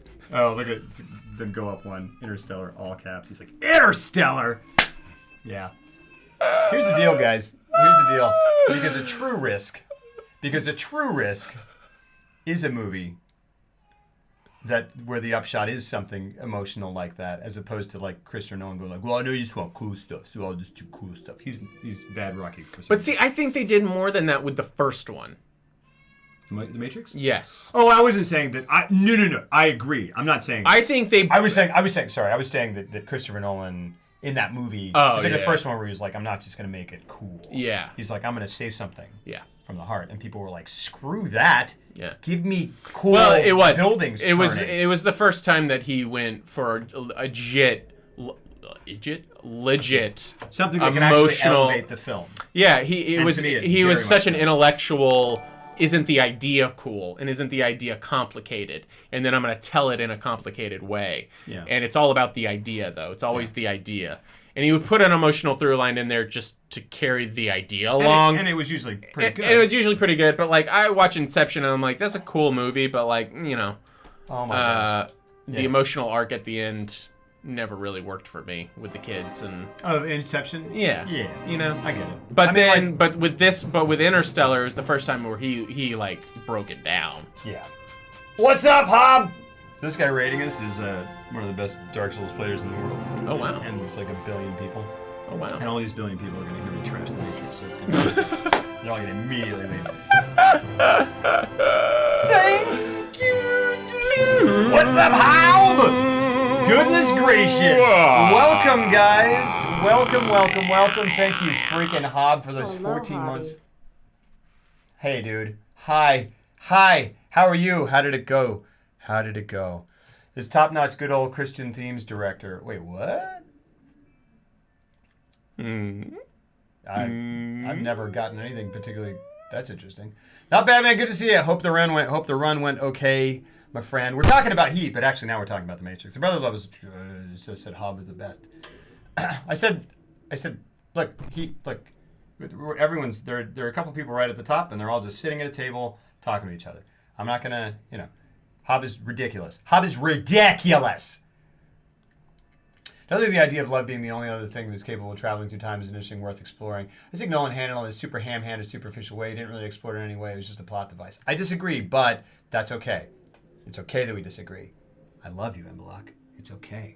I will say that definitely- with Interstellar, when I finally came around to it, I really enjoyed it for the message it was conveying. Like a tennis player. And it did hit me, but at the same time, I can still say that I think it was his first attempt at really going for the heart instead of the head, and I think he was still finding his way. Well, I think he went both. I think that's why I love Signs. Like Signs isn't a perfect film, but I love Signs because it does the same thing to me. I love Signs. It goes boom, boom, boom. It's this, and it does both. I love it. It's like this kind of windy sort of. And I honestly, I throw it in there with. I throw it in there with like Field of Dreams as well, where it's this mystery thing, boom, boom, boom, that you're like, what is it? But Signs and Interstellar definitely are like more cool up front, and they're just like bam, bam, bam, bam, like what is the answer? And then it becomes, and then it goes, in the movie, the end goes, and I understand. Interstellar is not a movie where I'm like, if you don't like it, screw you.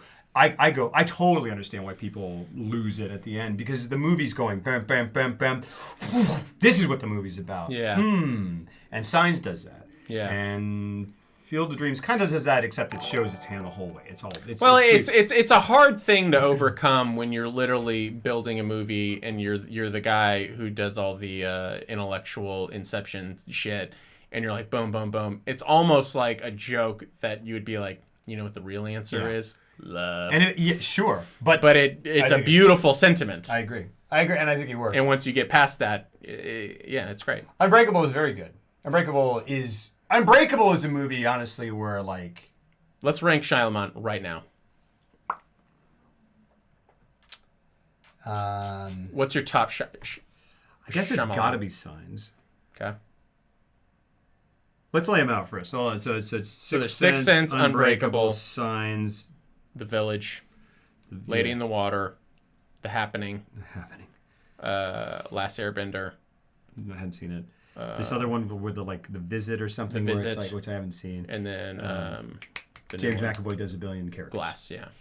Oh, and the other one, right? Oh, Split, and then Glass, Split. yeah. Where it's just like James McAvoy audition tape, and then and then Split, and then audition tape Glass with Bruce Willis. And, yeah. Did you see Glass? No, I want to. I heard from the reviews, I was like, that makes me want to see it more because of how divisive the reviews were. I think he has I genuinely wondered for a long time what the fuck happened to him, because the talent fall off was so astronomical. Because I was such a big fan, it was like I still think Sixth Sense as a beginning to end movie without all the hype and the pop culture, its place in pop culture.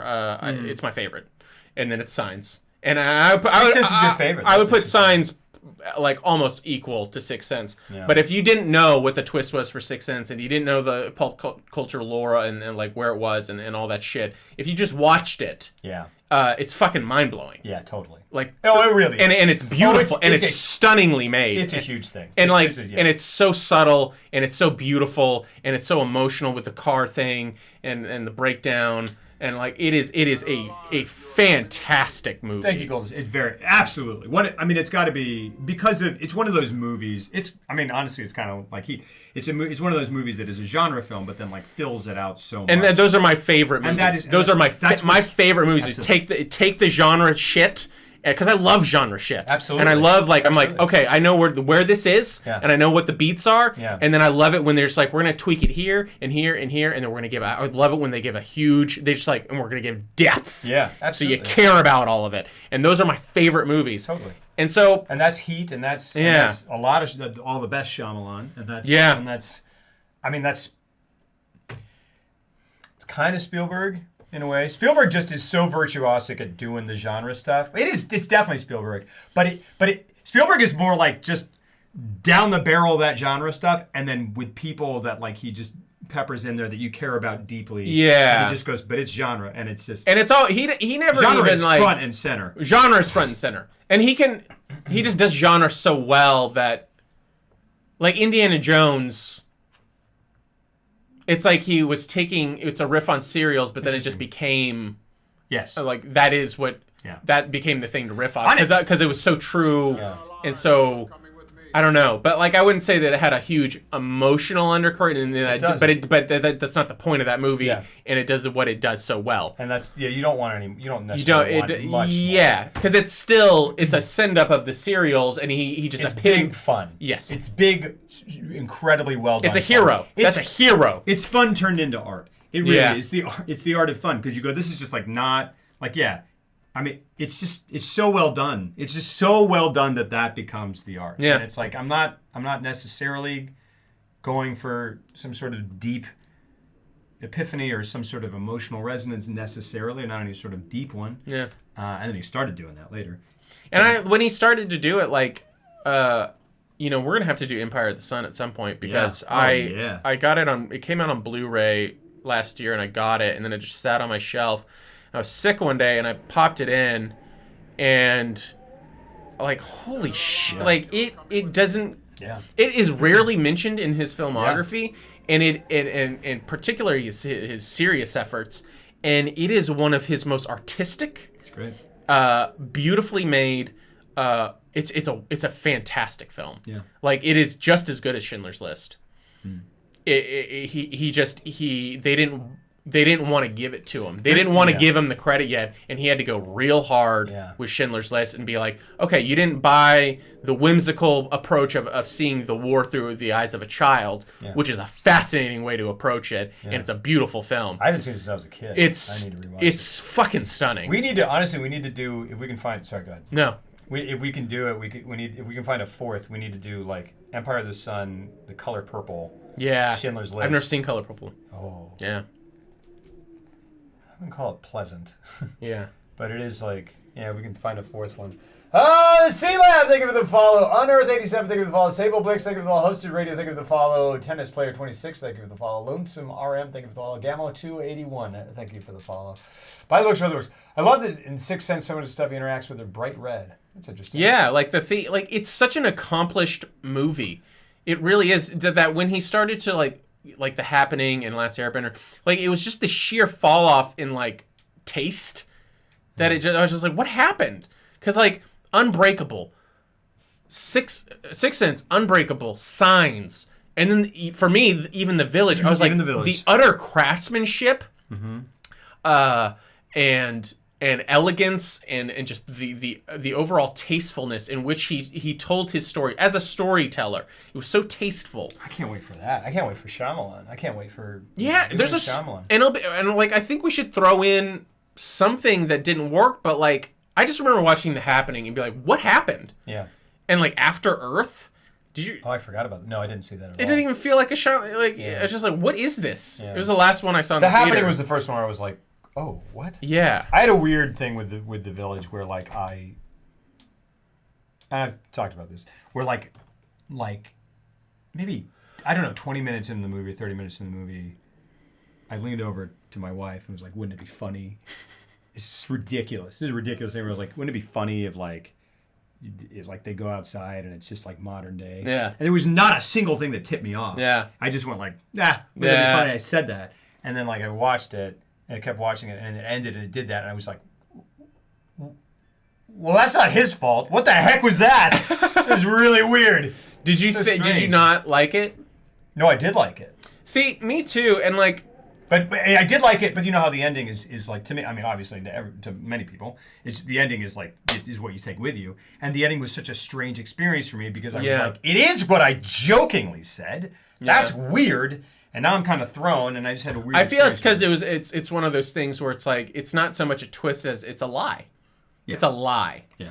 And for me, I bought into it, but I think a lot of people were like, no, you lied to me. You didn't get me. You lied to my face about everything that you told me in this movie was true about the monsters and the period setting and everything. And then you told me at the very end, well, there was roads and modern day life all around them, and you didn't do your job. And I felt that way about movies. Me too. Because I've gone like, no, you didn't earn that. This is inconsistent and it's not earned. But I didn't feel that way about the movie. I didn't feel that at all. But I love the Twilight. I love the original Twilight Zone. I'm super stoked for the new version with Jordan Peele that he's gonna run it, because like that guy is turning into like a great like suspense horror dude, and I love that though. I too. love out like really crazy. I'm like, oh, we're all actual rats in a maze or whatever, and we you know come out and we're actually in a maze. Like I love shit like and that. And the village, the end, the rest of the film reflects the end. The end.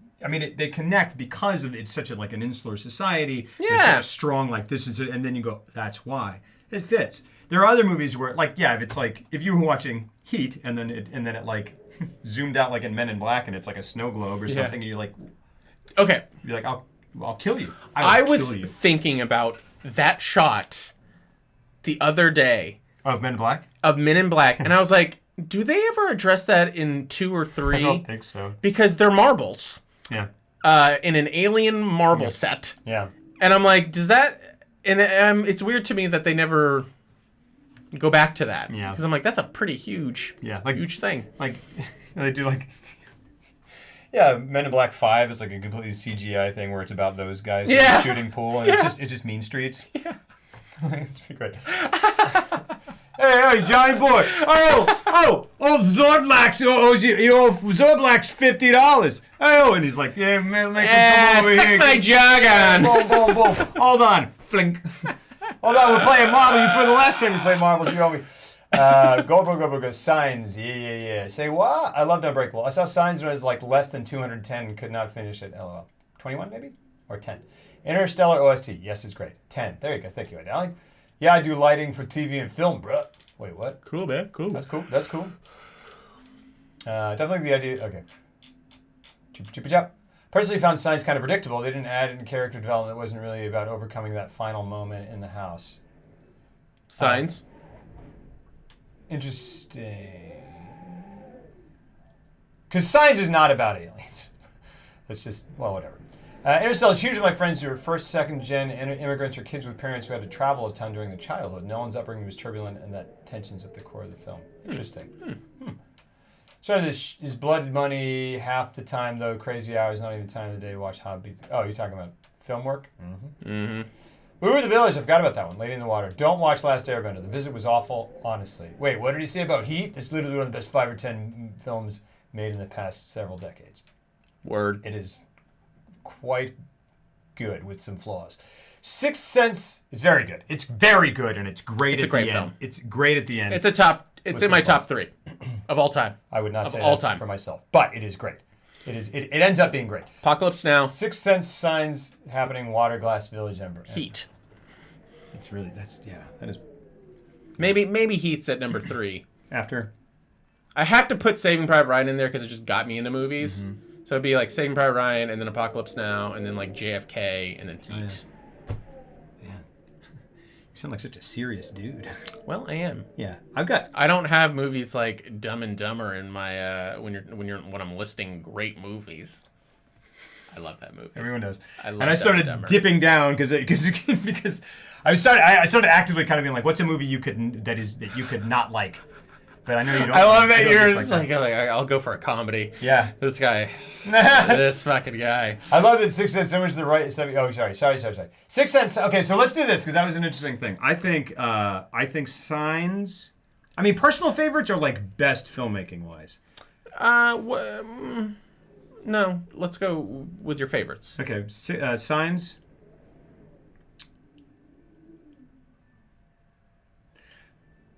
Unbreakable.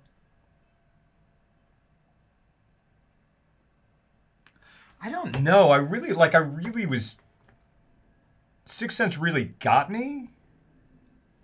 I have an emotional response to Sixth Sense on top of all the spooky shit. I just think it's an incredibly well-made film. It is a very well-made film.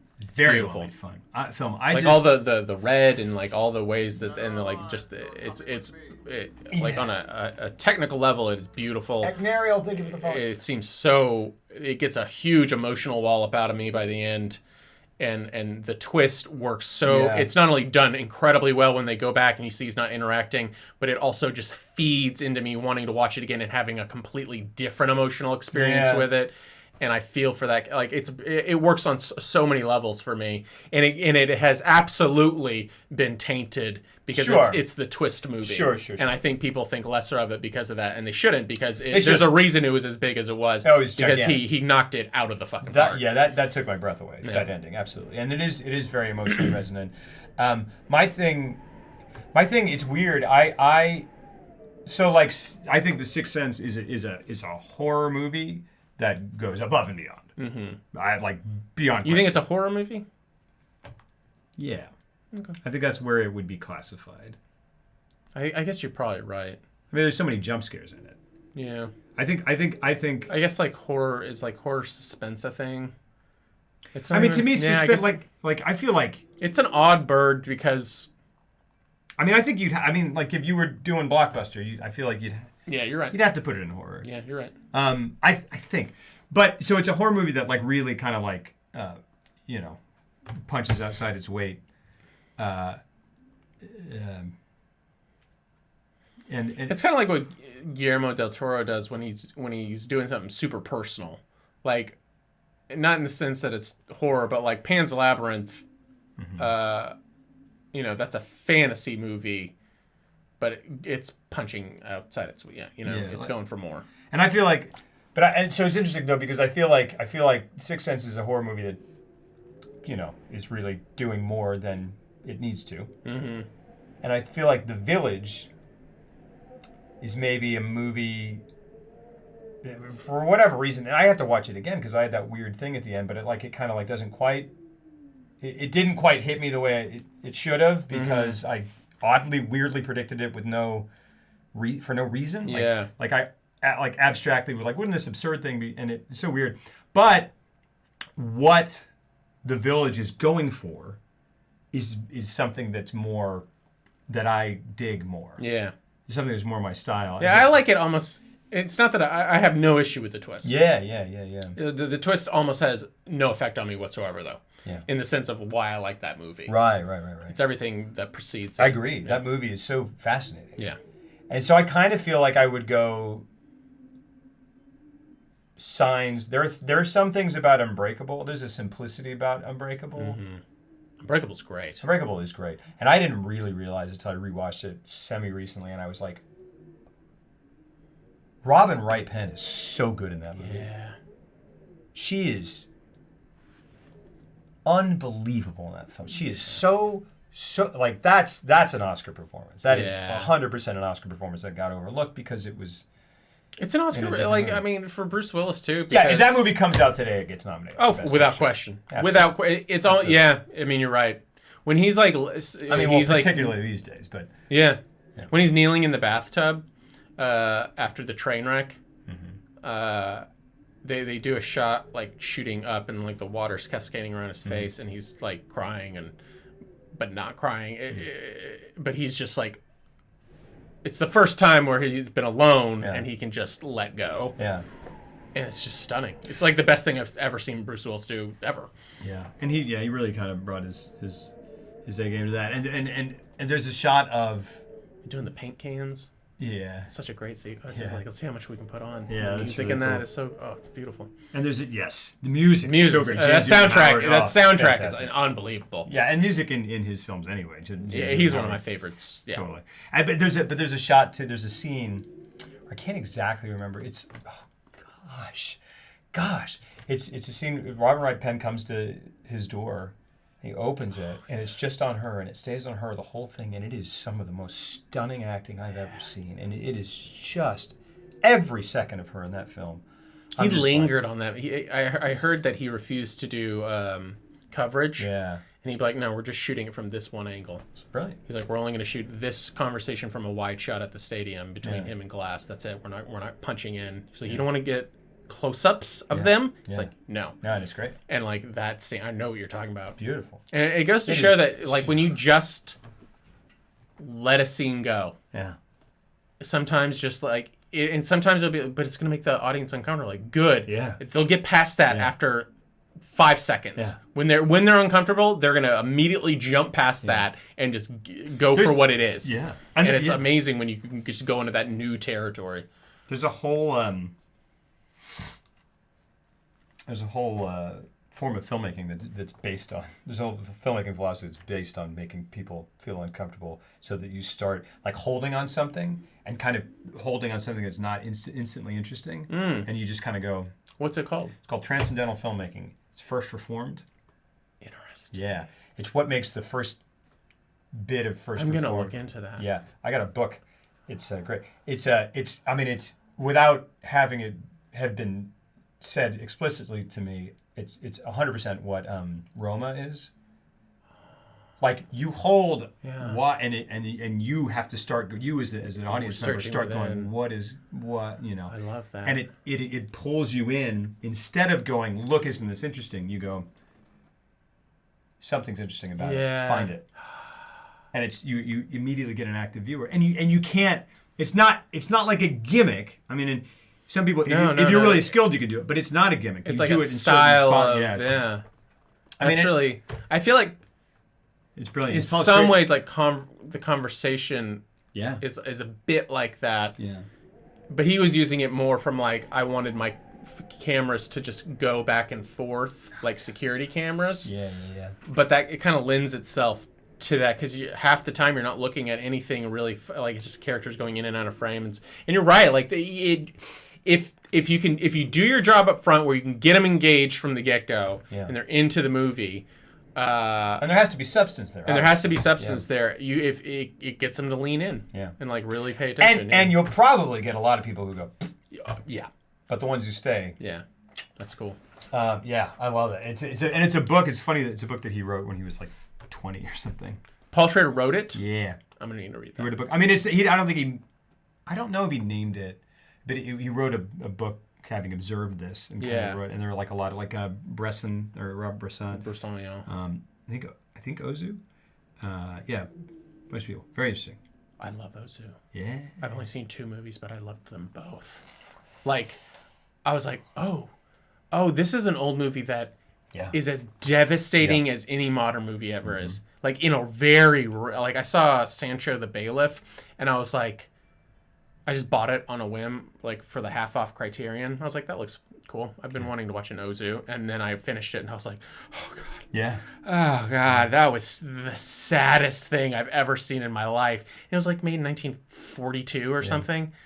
Like, talk about... It was a revelation to me to be like, wow... Because you put movies in these categories of time periods, and you're like, well, everybody was talking like this in these movies, and then you realize across the pond they were making these incredible pieces of art that were really searching the depths of human souls. Yeah, absolutely. Before the commerce aspect of movie making kind of made everything have to fit into boxes in a little more way. Like that movie, like that Bailiff movie, I was just like, that could never be made today. It never would be made today. And this was just like such a singular thing made by a singular voice wanting to explore a singular emotion. Yeah. And then just destroying the viewer by doing that. It's very interesting. And that's it. Yeah. And yeah, it's if you have that substance and then you pull back from it. So and just kind of whatever, then you pull the viewer toward you. And once the viewer's there with you, then you can really tell the story, and then the viewer's going to be affected as much as... I want to read really that. Great. It's great. Yeah. I got to go. Excellent. Yes.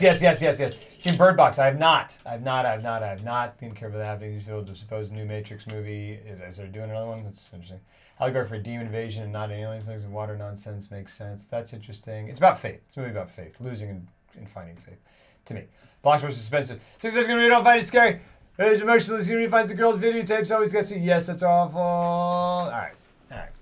You gotta go. No. Okay. I want to finish reading these. These make some great scenes. Usually ties something you missed or answers a question you had in the back of your mind. Might not be a gimmick, but it's incredibly conducive to gimmicky, nasal-gaving filmmaking. So it can be, yeah. If you have to use it just like anything, just like any narrative philosophy or any filmmaking philosophy or any sort of anything. If you use it poorly, you cheapen it, and the effect will not whatever. But it's like you have to know when to use it. You got to be a really smart person to use stuff like that, because I've seen people, they're like, that I want more often than not when it doesn't work, you see filmmakers are like, I want to be that smart, and I want to be perceived as being that smart, so I'm going to try to do this, and then you're like, Yeah. You're even when if you tangentially like hit upon it in some obscure way, for the most part, it's like you're missing the point overall because you have to really know how to do it. And you have to be driven by the heart and the thrust of the story, I guess. Yeah. It has to come organically from the... Yeah. Have you seen the Mr. Bean movie? The Willem Dafoe film in that film sums that up. That's interesting. Can we do an Ozu filmography? I'd love to. Yeah, I would love to do that. The sequel? The squeakquel? The squeakquel. The squeakquel. I gotta go, guys. All right. I love Heat. He's like this. No, Heat's great. Heat is great with some Matrix. With some flaws. This is Matrix for this guy. Matrix is very, very good, and it's really stop. super fun. It's like Matrix is great and fun. it's like cotton candy, It's not. It's It's like, like you ingest it and then you walk out of theater and it's fine. You know what? Because you never think about it again. No, it's not quite that. It's good. It's very good. Maybe if it had some more do like the substantial Matrix. ideas, it'd be more of like a fine steak. But it's not. You know what I mean? It's just it's like it's not a T-bone, but it's still a piece of meat, and I like meat, and nothing's wrong with meat. So Heat so can't hardly wait. Just a great time in the movies. Heat is not so. Heat is great at the end. Oh, I wish they still did like VHS boxes because then we could put that quote on there. He's like, it's not can't hardly wait, but it's all right. Yeah. It's a good movie. Can't hardly wait. Underline good. It's like, it's a good movie. Yeah. You got to go in 30 seconds. Heat's around the corner. Don't like the Matrix. Matrix is good, and it is fun. Very good. Very good. Very fun. Just doesn't. I'm not on the same. It doesn't. We don't connect. I'm not saying it's bad at all. I mean, well, I'm not saying it's bad at all. There are parts of it that I don't. Every time who says the Matrix is good, I imagine a face. No, don't imagine it. It's definitely It's good. like, did you see Lobro's review on the Spotlight box cover? It's like, kind of reminds me of All the President's Men. It does. It does. It's a good movie. It is but it just it's a totally solid it just movie. reminded me completely. Solid. It's All the President's Men. Solid. Because Yeah. journalism. Look, man. I also like. I also see, and this doesn't. See, when you offer the movies that you know that you have an affinity for that other people like, They're gonna tear it help. down. They're gonna Because tear it they go, oh, you like that? Oh, No yeah. wonder you don't like that. You Yeah, like yeah. crap. And I go, you just like something that I don't like. So we're on the same. Yeah, but I'm right. Yeah. I'm right. There you go. The Matrix is not as good as Terminator 2. Definitely not. Definitely true. Yeah, definitely true. That is true. But few things are. Yeah, a few things are. Except Terminator 3. Dude, Rise of the say that. Machines, man. Machines, bro. If I'm gonna go for my top John Connors, Nick Stahl. Nick is Stahl gonna- is a very good actor. He's a fantastic actor, and what character he's terrible at playing? John Connor. You just, I don't know. I don't remember that. I'm legitimately, genuinely kind of a little fascinated to watch Terminator's Rise of the Machines again, because I don't remember anything about it. Except I'm just her glad- going like, Yeah. this is what I can do that the other one couldn't. Drive, truck. Drive. Drive. That's in the pitch meeting. That's what he was doing. He goes, He's like, no, it goes like drive. yeah. Just drive. So how are you going to improve on the T-1000, which is the greatest movie monster of all time? How are you going to do that? Well, so it's like the T-1000, Yeah. and then like it can control cars and machines, which actually is cool. That actually. That actually- Is that what it is? Like the one thing I'm like, oh, that's a good thing to add. Yeah. But then they're like, and it's a girl. I'm like, ew. Oh. But it's like, well, okay. Yeah, it's like the T-1000 movie. Yeah, which I was like, But boobs. Do they? I can't even remember Terminator Rise of the 3 because I'm like, it's not like because they're just robots. So any robot would be stronger than the other robot. I mean, or it would be as Yeah. strong as the other robot. Is she liquid metal? She's liquid metal and not liquid I metal. remember her looking more robotic, She's got both. but she's both. It's weird. It's like It's like It's that fucking shit that I hate where they're like they don't define it. Yeah. And then so then they can do whatever. Yeah. And then I'm like, that you're just being lazy because you don't want to lock yourself into what she can and can't do, and that's stupid. I hate shit like that. Yeah, or they're just kind of like it's both because we don't want to leave it out, and it's like, well, that because it's the muddles new movie because we got to expand on all of it, so it's got to be both. She gets defeated by a magnet. Can't believe they didn't use that before. You make a monster that's really bland and off screen for 90% of the film and represents some negative human emotion because the film is actually an allegory. I'm just glad that they didn't put Claire Danes in it. Oh, wait a minute. Claire Danes is a fine actress. They did put her in it. You don't like She Claire was Danes? awful. Was she awful in it? She's great. Yeah. In like a lot of other stuff. a lot of other So-Called stuff. Life. My So-Called Life. What's that other show that's really Homeland? Homeland. She's fucking great in Homeland. Nice. Like, really great. Wait, isn't it Kerry Russell in Homeland? No. Oh, Is it? I thought it was. Do they switch leads? She was definitely in the first, at least Okay, two then it's seasons. Claire Danes. Yeah. Who's Kerry Russell in? Oh, she's in the Spies or whatever. The Americans, that's what it's called. Yeah, the Americans. Liquid over exoskeleton, right. What the is the point of that? Because then you can't through stuff. They're just kind of like, it's like a hard candy. What is that? That doesn't make any It's damn... like a chocolate covered, it's like an M&M. Yeah, but boobs. Just girl. Well, because that's what I could remember is I was Boobs like, are did liquid, she but her try to, skeleton, skeleton. Did she try to like seduce a person at some point? Like, I don't. Who was the actor that played that? Kristana Loken. What was she doing? She did that, and she did Blood Rain. Oh, I see. She did that, and then she did an Uwe Boll movie. Yeah, was it him? Oh yeah, Yeah. Oh yeah. oh yeah. and then that was it for her.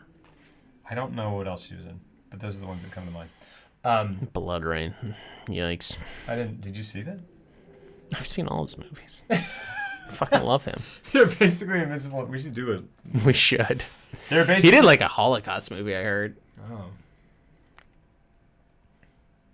Based on a video game. And He he's does a lot of video game movies. and he's like German. That's true. Are you allowed to say? Okay.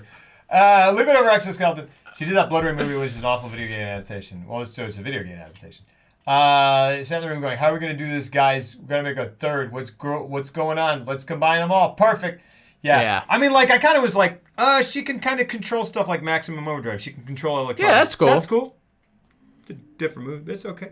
It's fine. I mean, I know when I'm looking for ideas, I'm pulling for Maximum Overdrive. That's for damn Can we get sure. Emilio Estevez in it? Can we? Bet. No? All right. But I just, the thing is, the Terminator, but if you think about that, it's kind of like, well, like, why did they sign the muscle-bound dude?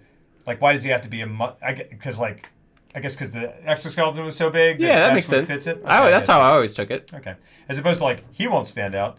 Yeah. I'm here to blend in perfectly. It's weird that he has an Austrian accent. Yeah. They kind of try to explain that at some point. Did they? Yeah, there's like a deleted scene where they show, this is ridiculous, you've not seen this. They show Is like, it T1 or T2? it's a deleted scene from T2 where they Okay. have like they have Schwarzenegger as a general on a video, and he's like, "That's right, guys, we're gonna something." It's true, and they changed his, they gave him a different voice, they try to explain why he did it. I can't remember what the. Oh, I'm so glad they got that out. Yeah, that's I want to see that. ridiculous. I want to see that scene. Schwarzenegger's Austrian accent as a Terminator is something you just never refer to. Because yeah, you just- in you any just movie ever. draw- Yeah. you don't ever do that. It's because so gonna make it worse. when he's in. I love it when he's playing like real Joe Schmoes, like in Jingle All the Way or Kindergarten Cop or whatever. And I'm just like, you're supposed to be like just a normal dude. Yeah. But you're a 7 foot, Austrian 400-pound Yeah. bodybuilder. Yeah. Austrian bodybuilder. That Goblin soundtrack to Suspiria. Sweet. Yeah. Yeah. Yeah, I gotta go. Yeah, you do. Is it? It's midnight. It's Yeah. 12:23. All I right. know. Hey, next week, The Insider. Insider. When he goes, you're gonna take that cigarette company, and you're gonna blow it up, baby. You're gonna huff. And you're gonna puff. And you're gonna blow it down, baby. Hold on. Yeah, I mean, I can't. There's no way he's like chewing scenery on the level that he does in. It's a in, fantastic yeah. performance. I can't wait. It's. I cannot Have you? wait. So you've not seen it? Never seen it. I'm so excited. Yeah. Because it really probably. It's probably the best. One of the better. I would say that maybe the best latter day. A lot of people would be like, it's Michael Mann's best film. In terms of just overall, like that's his best film. Yeah. And I would be hard to argue it, but I'm a Heat guy. Yeah. Heat's good. I like Thief better. It's fine. Because you know what? Thief is fucking awesome. Thief is great. He's great. A lot of people would be wrong if they said some of the things. Also, Heat guy. Cool. Glad you're a Heat guy. I'm a Heat guy. Enjoy your gray suits and inferior movies. Not inferior movies. That's not fair. That's not fair. No, Heat is great. Heat is great. Stop. Heat is great. Just but stop. Flawed. Heat is great but flawed. I can totally say that. Yeah, you can. It's true. It's great. That's true. By the end of it, it is great. I love it. It's great. Flaws and all. Like, I love it. I do love it despite its flaws. Like, I love it. It has some pretty serious flaws. High point for this show. It's all down from here, boys. You know what? I have an idea for next week or next month. I'm going to say it to you as soon as I turn this off. Guys, we were going to do Collins. We were going to do Collins. Should we save it for next time? Maybe we should save it. It's 12:30. I said it. I said that we were going to do it. Darn it. Not you have to go. I do have I'm to go. I'm just saying I could come back up and do Collins. But I feel like Jeff should be here. Let's do it next time. I'm sorry. I'm Let's sorry, do Collins guys. for Insider. I didn't realize how late it was. Here's Michael Mann. He's a guy who makes great films about manly men doing classic masculine things, talk about honor and responsibility. And his name's Michael Mann? Yep. Yeah. Exactly. That's right. We'll do it live. We'll do it live. Yeah, we're going to do... guys. Oh, one more thing. This is Yeah. my closing thought on Heat for some reason. Yes. When Natalie Portman shows up in Heat, and she walks up, my immediate reaction, my brain was like, wait, how old is she? How old is she supposed to be? She's looked 15 for 30 years of her life. She's looked exactly that way until she was 35. Yeah. How old is she? Is she 18? Is she 16? Is she 15? Is she 20? How old is she in Star Wars? Like, how old is the actress? Because, like, what did she do between 20 Heat? something. She did Professional, and then she did Heat, and then, like, what happened between then? I feel like she did, like, Where the Heart Is before Star Wars, maybe? Oh, I don't know that one. Where the Heart Is, and... Where the Heart Is the one where she has a baby in a Walmart. Yeah, I don't know that one. It's a perfect movie. I'm not being You're a a dick. I'm not being a dick. You're a dick. I'm calling... I wasn't making fun of you. I was making fun of me. I was like... I'm never doing this show ever No, again. no, please come back. Come back. All right, guys. Oh, dude, by the way, I bought Watchmen. Oh, yeah. And I started reading it. It's great, And man. it's fucking amazing. Isn't it great? Yeah, it's, like, fucking amazing. Yeah, it is really It's, great. like, really blowing my mind. It really is truly, truly awesome. Great. Late teens in Star Wars. Okay, guys, I'm going to send you guys off. I will see you. I'll see you soon. 343 people. Goodness. Let's go get. Thanks for being here. Goodness, thanks for being here. We will be doing Michael Mann's The Insider next Sunday. By Jefe! Exclamation point. Well, goodness. So many people here. I wish I was awake enough to play a video game. But we do filmography every Sunday. Unless we're doing it not on a Sunday because schedules did not allow. Let's go.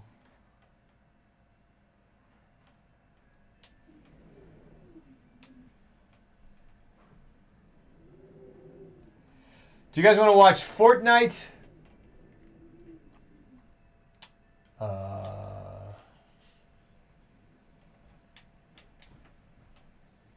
Alice the Madness Returns?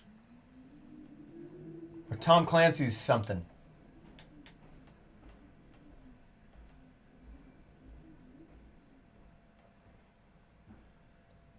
Or Nier Automata First Playthrough by Kay Whitty? No games. It's 12:30. I gotta go to bed.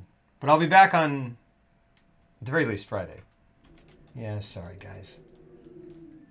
Thanks to the great streams. 3 exclamation points. Wait a second.